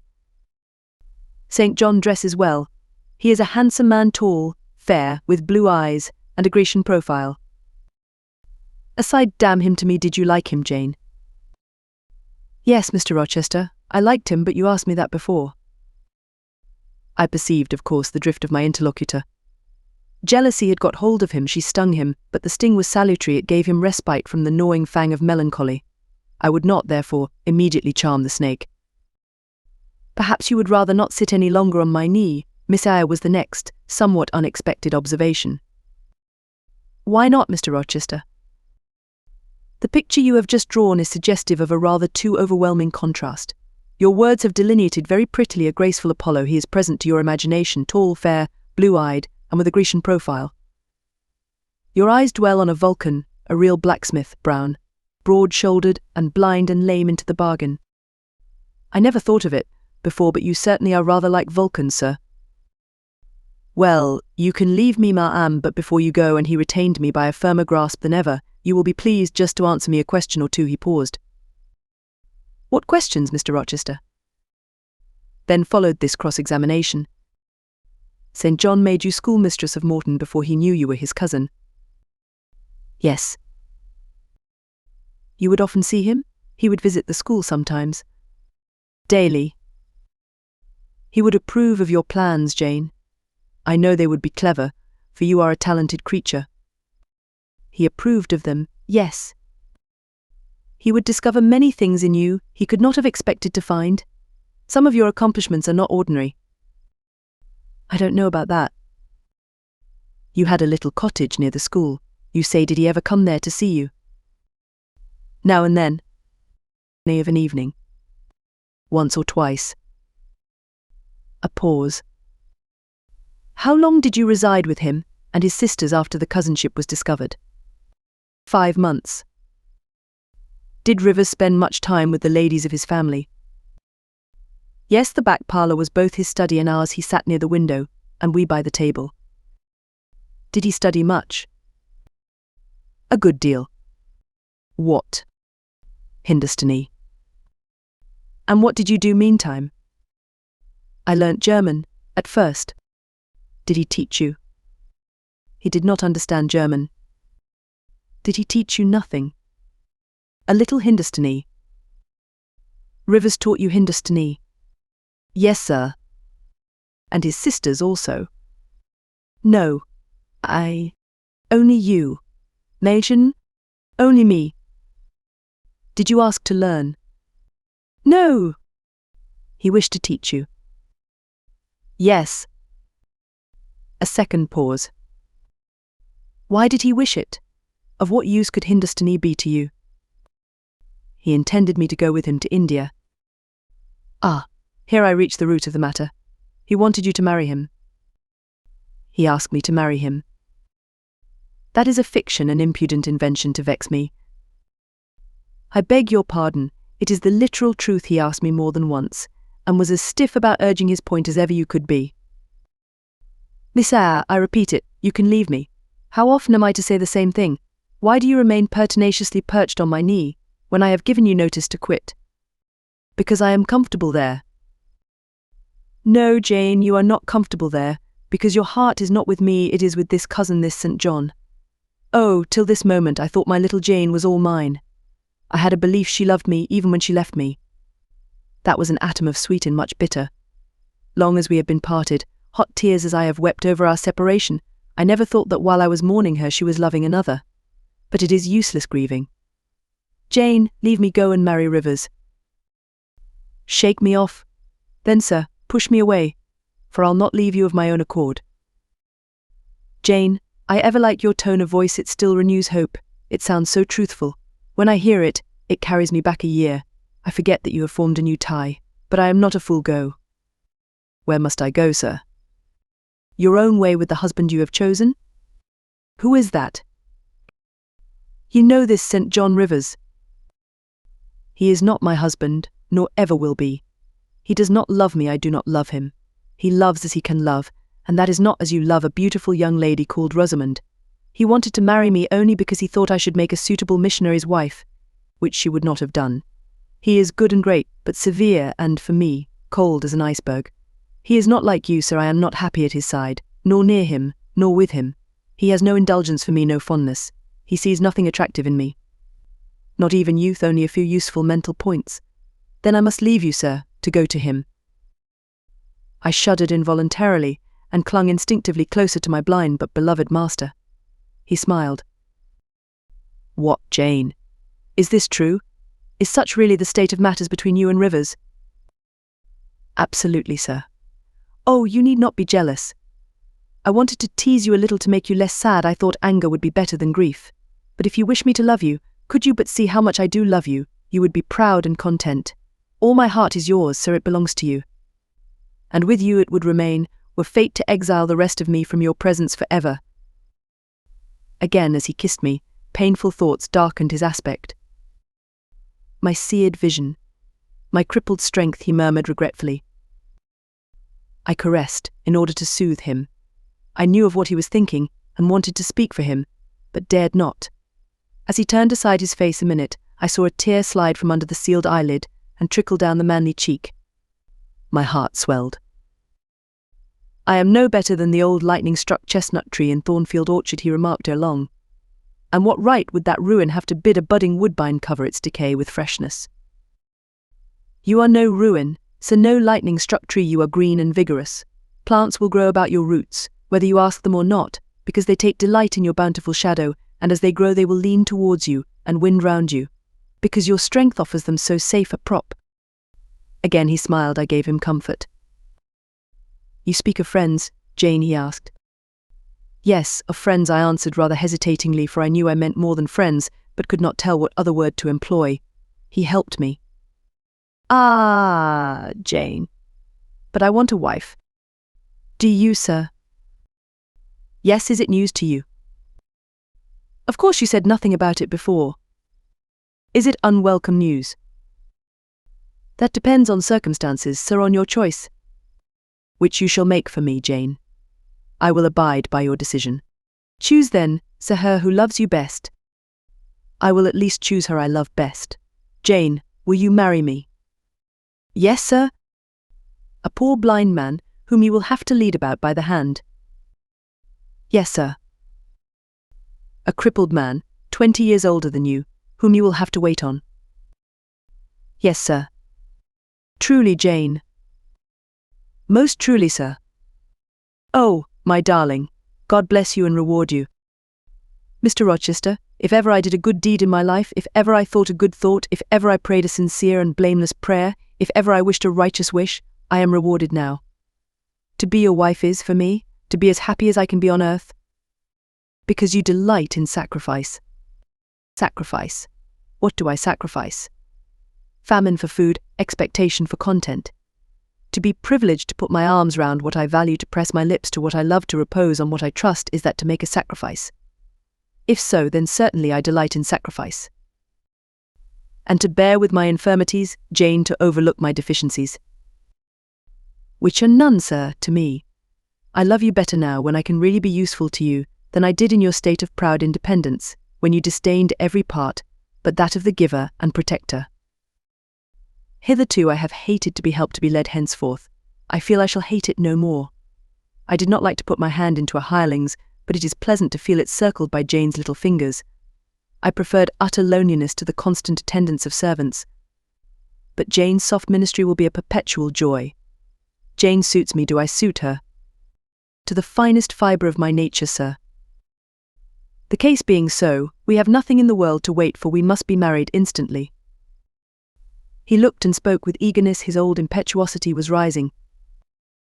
We must become one flesh without any delay. Jane, there is but the license to get, then we marry. Mr. Rochester, I have just discovered the sun is far declined from its meridian, and Pilot is actually gone home to his dinner. Let me look at your watch. Fasten it into your girdle, Janet, and keep it henceforward, I have no use for it. It is nearly 4 o'clock in the afternoon, sir. Don't you feel hungry? The 3rd day from this must be our wedding day, Jane. Never mind fine clothes and jewels, now all that is not worth a fillip. The sun has dried up all the raindrops, sir. The breeze is still, it is quite hot. Do you know, Jane, I have your little pearl necklace at this moment fastened round my bronze scrag under my cravat. I have worn it since the day I lost my only treasure, as a memento of her. We will go home through the wood that will be the shadiest way. He pursued his own thoughts without heeding me. Jane. You think me, I dare say, an irreligious dog, but my heart swells with gratitude to the beneficent God of this earth just now. He sees not as man sees, but far clearer, judges not as man judges, but far more wisely. I did wrong. I would have sullied my innocent flower, breathed guilt on its purity, the Omnipotent snatched it from me. I, in my stiff-necked rebellion, almost cursed the dispensation instead of bending to the decree. I defied it. Divine justice pursued its course. Disasters came thick on me. I was forced to pass through the valley of the shadow of death. His chastisements are mighty, and one smote me which has humbled me forever. You know I was proud of my strength, but what is it now when I must give it over to foreign guidance as a child does its weakness? Of late, Jane, only of late I began to see and acknowledge the hand of God in my doom. I began to experience remorse, repentance, the wish for reconcilement to my Maker. I began sometimes to pray, very brief prayers they were, but very sincere. Some days since, nay, I can number them 4, it was last Monday night, a singular mood came over me, one in which grief replaced frenzy, sorrow, sullenness. I had long had the impression that since I could nowhere find you, you must be dead. Late that night, perhaps it might be between 11 and 12 o'clock, ere I retired to my dreary rest, I supplicated God, that if it seemed good to him, I might soon be taken from this life, and admitted to that world to come, where there was still hope of rejoining Jane. I was in my own room, and sitting by the window, which was open, it soothed me to feel the balmy night air, though I could see no stars, and only by a vague, luminous haze, knew the presence of a moon. I longed for thee, Janet. Oh, I longed for thee, Janet. Oh, I longed for thee both with soul and flesh. I asked of God, at once in anguish and humility, if I had not been long enough desolate, afflicted, tormented, and might not soon taste bliss and peace once more, that I merited all I endured, I acknowledged that I could scarcely endure more, I pleaded. And the alpha and omega of my heart's wishes broke involuntarily from my lips in the words Jane. Jane, Jane. Did you speak these words aloud? I did, Jane. If any listener had heard me, he would have thought me mad I pronounced them with such frantic energy. And it was last Monday night, somewhere near midnight. Yes, but the time is of no consequence. What followed is the strange point. You will think me superstitious, some superstition I have in my blood, and always had nevertheless. This is true, at least it is, that I heard what I now relate. As I exclaimed Jane, Jane, Jane, a voice I cannot tell whence the voice came, but I know whose voice it was replied, I am coming, wait for me, and a moment after, went whispering on the wind the words, where are you? I'll tell you, if I can, the idea, the picture these words open to my mind, yet it is difficult to express what I want to express. Ferndean is buried, as you see, in a heavy wood, where sound falls dull, and dies unreverberating. Where are you seen spoken amongst mountains? For I heard a hill sent echo repeat the words. Cooler and fresher at the moment the gale seemed to visit my brow, I could have deemed that in some wild lone scene, I and Jane were meeting. In spirit, I believe we must have met. You no doubt were, at that hour, in unconscious sleep, Jane. Perhaps your soul wandered from its cell to comfort mine, for those were your accents, as certain as I live they were yours. Reader, it was on Monday night near midnight that I too had received the mysterious summons. Those were the very words by which I replied to it. I listened to Mr. Rochester's narrative, but made no disclosure in return. The coincidence struck me as too awful and inexplicable to be communicated or discussed. If I told anything, my tale would be such as must necessarily make a profound impression on the mind of my hearer, and that mind, yet from its sufferings too prone to gloom, needed not the deeper shade of the supernatural. I kept these things then, and pondered them in my heart. You cannot now wonder, continued my master, that when you rose upon me so unexpectedly last night, I had difficulty in believing you any other than a mere voice and vision, something that would melt to silence and annihilation, as the midnight whisper and mountain echo had melted before. Now, I thank God, I know it to be otherwise. Yes, I thank God.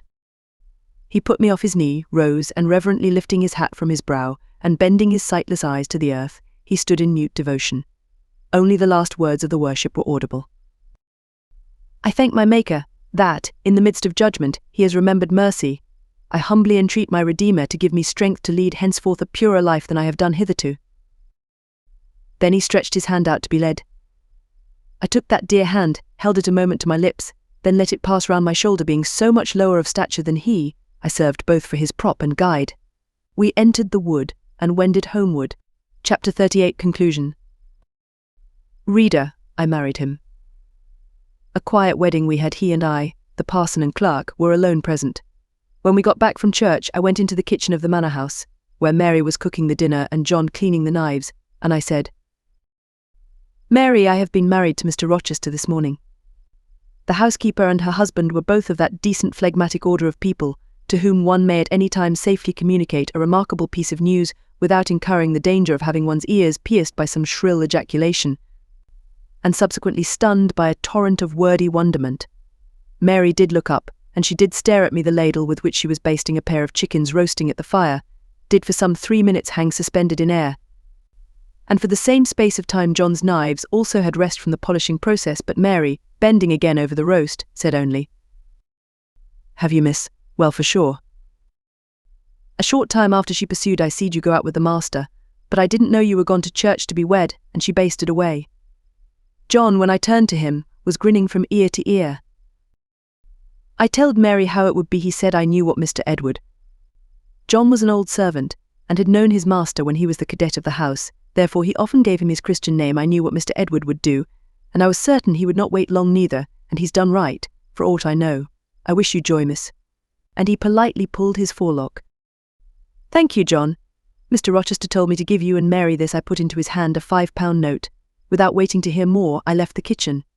In passing the door of that sanctum some time after, I caught the words, She'll happen do better for him, nor any ot grand ladies, and again, if she bent one oath handsomest, she's known fail and very good-natured, and I his een, she's fair beautiful, onybody may see that.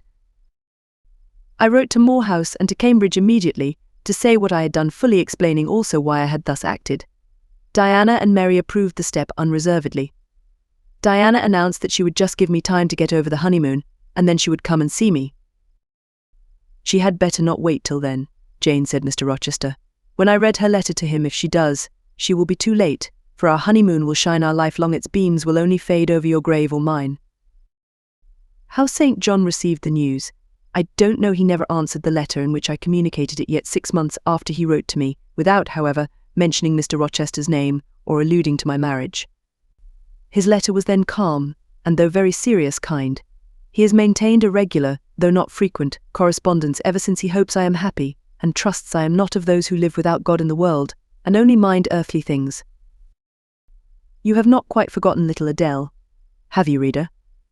I soon asked and obtained leave of Mr. Rochester to go and see her at the school where he had placed her. Her frantic joy at beholding me again moved me much. She looked pale and thin. She said she was not happy.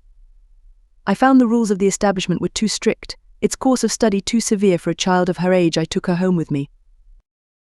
I meant to become her governess once more, but I soon found this impracticable. My time and cares were now required by another. My husband needed them all. So I sought out a school conducted on a more indulgent system, and near enough to permit of my visiting her often, and bringing her home sometimes. I took care she should never want for anything that could contribute to her comfort. She soon settled in her new abode, became very happy there, and made fair progress in her studies. As she grew up, a sound English education corrected in a great measure her French defects, and when she left school, I found in her a pleasing and obliging companion, docile, good-tempered, and well-principled. By her grateful attention to me and mine, she has long since well repaid any little kindness I ever had it in my power to offer her. My tale draws to its close one word respecting my experience of married life, and one brief glance at the fortunes of those whose names have most frequently recurred in this narrative. And I have done. I have now been married 10 years. I know what it is to live entirely for, and with what I love best on earth. I hold myself supremely blessed beyond what language can express, because I am my husband's life as fully as he is mine. No woman was ever nearer to her mate than I am, ever more absolutely bone of his bone and flesh of his flesh. I know no weariness of my Edward's society. He knows none of mine, any more than we each do of the pulsation of the heart that beats in our separate bosoms. Consequently, we are ever together. To be together is for us to be at once as free as in solitude, as gay as in company. We talk, I believe, all day long. To talk to each other is but a more animated and an audible thinking.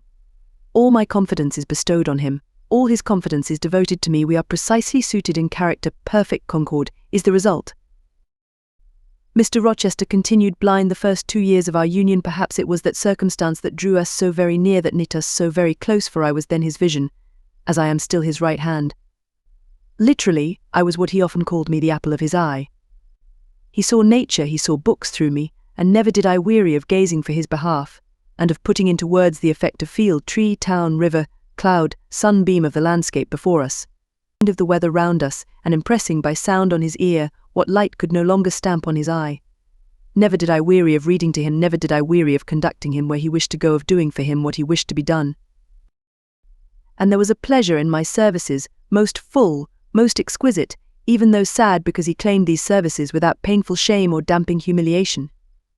He loved me so truly, that he knew no reluctance in profiting by my attendance. He felt I loved him so fondly, that to yield that attendance was to indulge my sweetest wishes.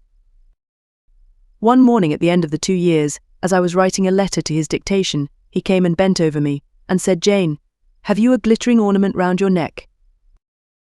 I had a gold watch chain. I answered, "Yes." "And have you a pale blue dress on?" "And have you a pale blue dress on?" I had. He informed me then that for some time he had fancied the obscurity clouding one eye was becoming less dense, and that now he was sure of it. He and I went up to London. He had the advice of an eminent oculist, and he eventually recovered the sight of that one eye. He cannot now see very distinctly, he cannot read or write much, but he can find his way without being led by the hand. The sky is no longer a blank to him, the earth no longer a void. When his firstborn was put into his arms, he could see that the boy had inherited his own eyes, as they once were large, brilliant and black. On that occasion he again, with a full heart, acknowledged that God had tempered judgment with mercy. My Edward and I, then, are happy, and the more so, because those we most love are happy likewise. Diana and Mary Rivers are both married alternately. Once every year they come to see us, and we go to see them. Diana's husband is a captain in the Navy, a gallant officer, and a good man. Mary's is a clergyman, a college friend of her brother's, and from his attainments and principles, worthy of the connection. Both Captain Fitzjames and Mr. Wharton love their wives and are loved by them. As to St. John Rivers, he left England, he went to India. He entered on the path he had marked for himself, he pursues it still. A more resolute, indefatigable pioneer never wrought amidst rocks and dangers. Firm, faithful, and devoted, full of energy, and zeal, and truth, he labours for his race, he clears their painful way to improvement, he hews down like a giant the prejudices of creed and caste that encumber it. He may be stern, he may be exacting, he may be ambitious yet, but his is the sternness of the warrior Greatheart, who guards his pilgrim convoy from the onslaught of Apollyon. His is the exaction of the apostle, who speaks but for Christ, when he says, "Whosoever will come after me, let him deny himself, and take up his cross, and follow me." His is the ambition of the high master spirit, which aims to fill a place in the first rank of those who are redeemed from the earth, who stand without fault before the throne of God, who share the last mighty victories of the Lamb, who are called, and chosen, and faithful. St. John is unmarried, he never will marry now. Himself has hitherto sufficed to the toil, and the toil draws near its close, his glorious sun hastens to its setting. The last letter I received from him drew from my eyes human tears, and yet filled my heart with divine joy. He anticipated his sure reward, his incorruptible crown. I know that a stranger's hand will write to me next, to say that the good and faithful servant has been called at length into the joy of his Lord. And why weep for this? No fear of death will darken St. John's last hour, his mind will be unclouded, his heart will be undaunted, his hope will be sure, his faith steadfast. His own words are a pledge of this. My master, he says, has forewarned me. Daily he announces more distinctly, surely I come quickly, and hourly I more eagerly respond. Amen, even so come, Lord Jesus. The end. This has been a Best Audiobooks for Free production of Charlotte Bronte's Jane Eyre. We hope you have enjoyed. Please subscribe to the Best Audiobooks for Free channels on YouTube and Rumble. Your subscriptions give us the support we need to bring you more great free audiobooks.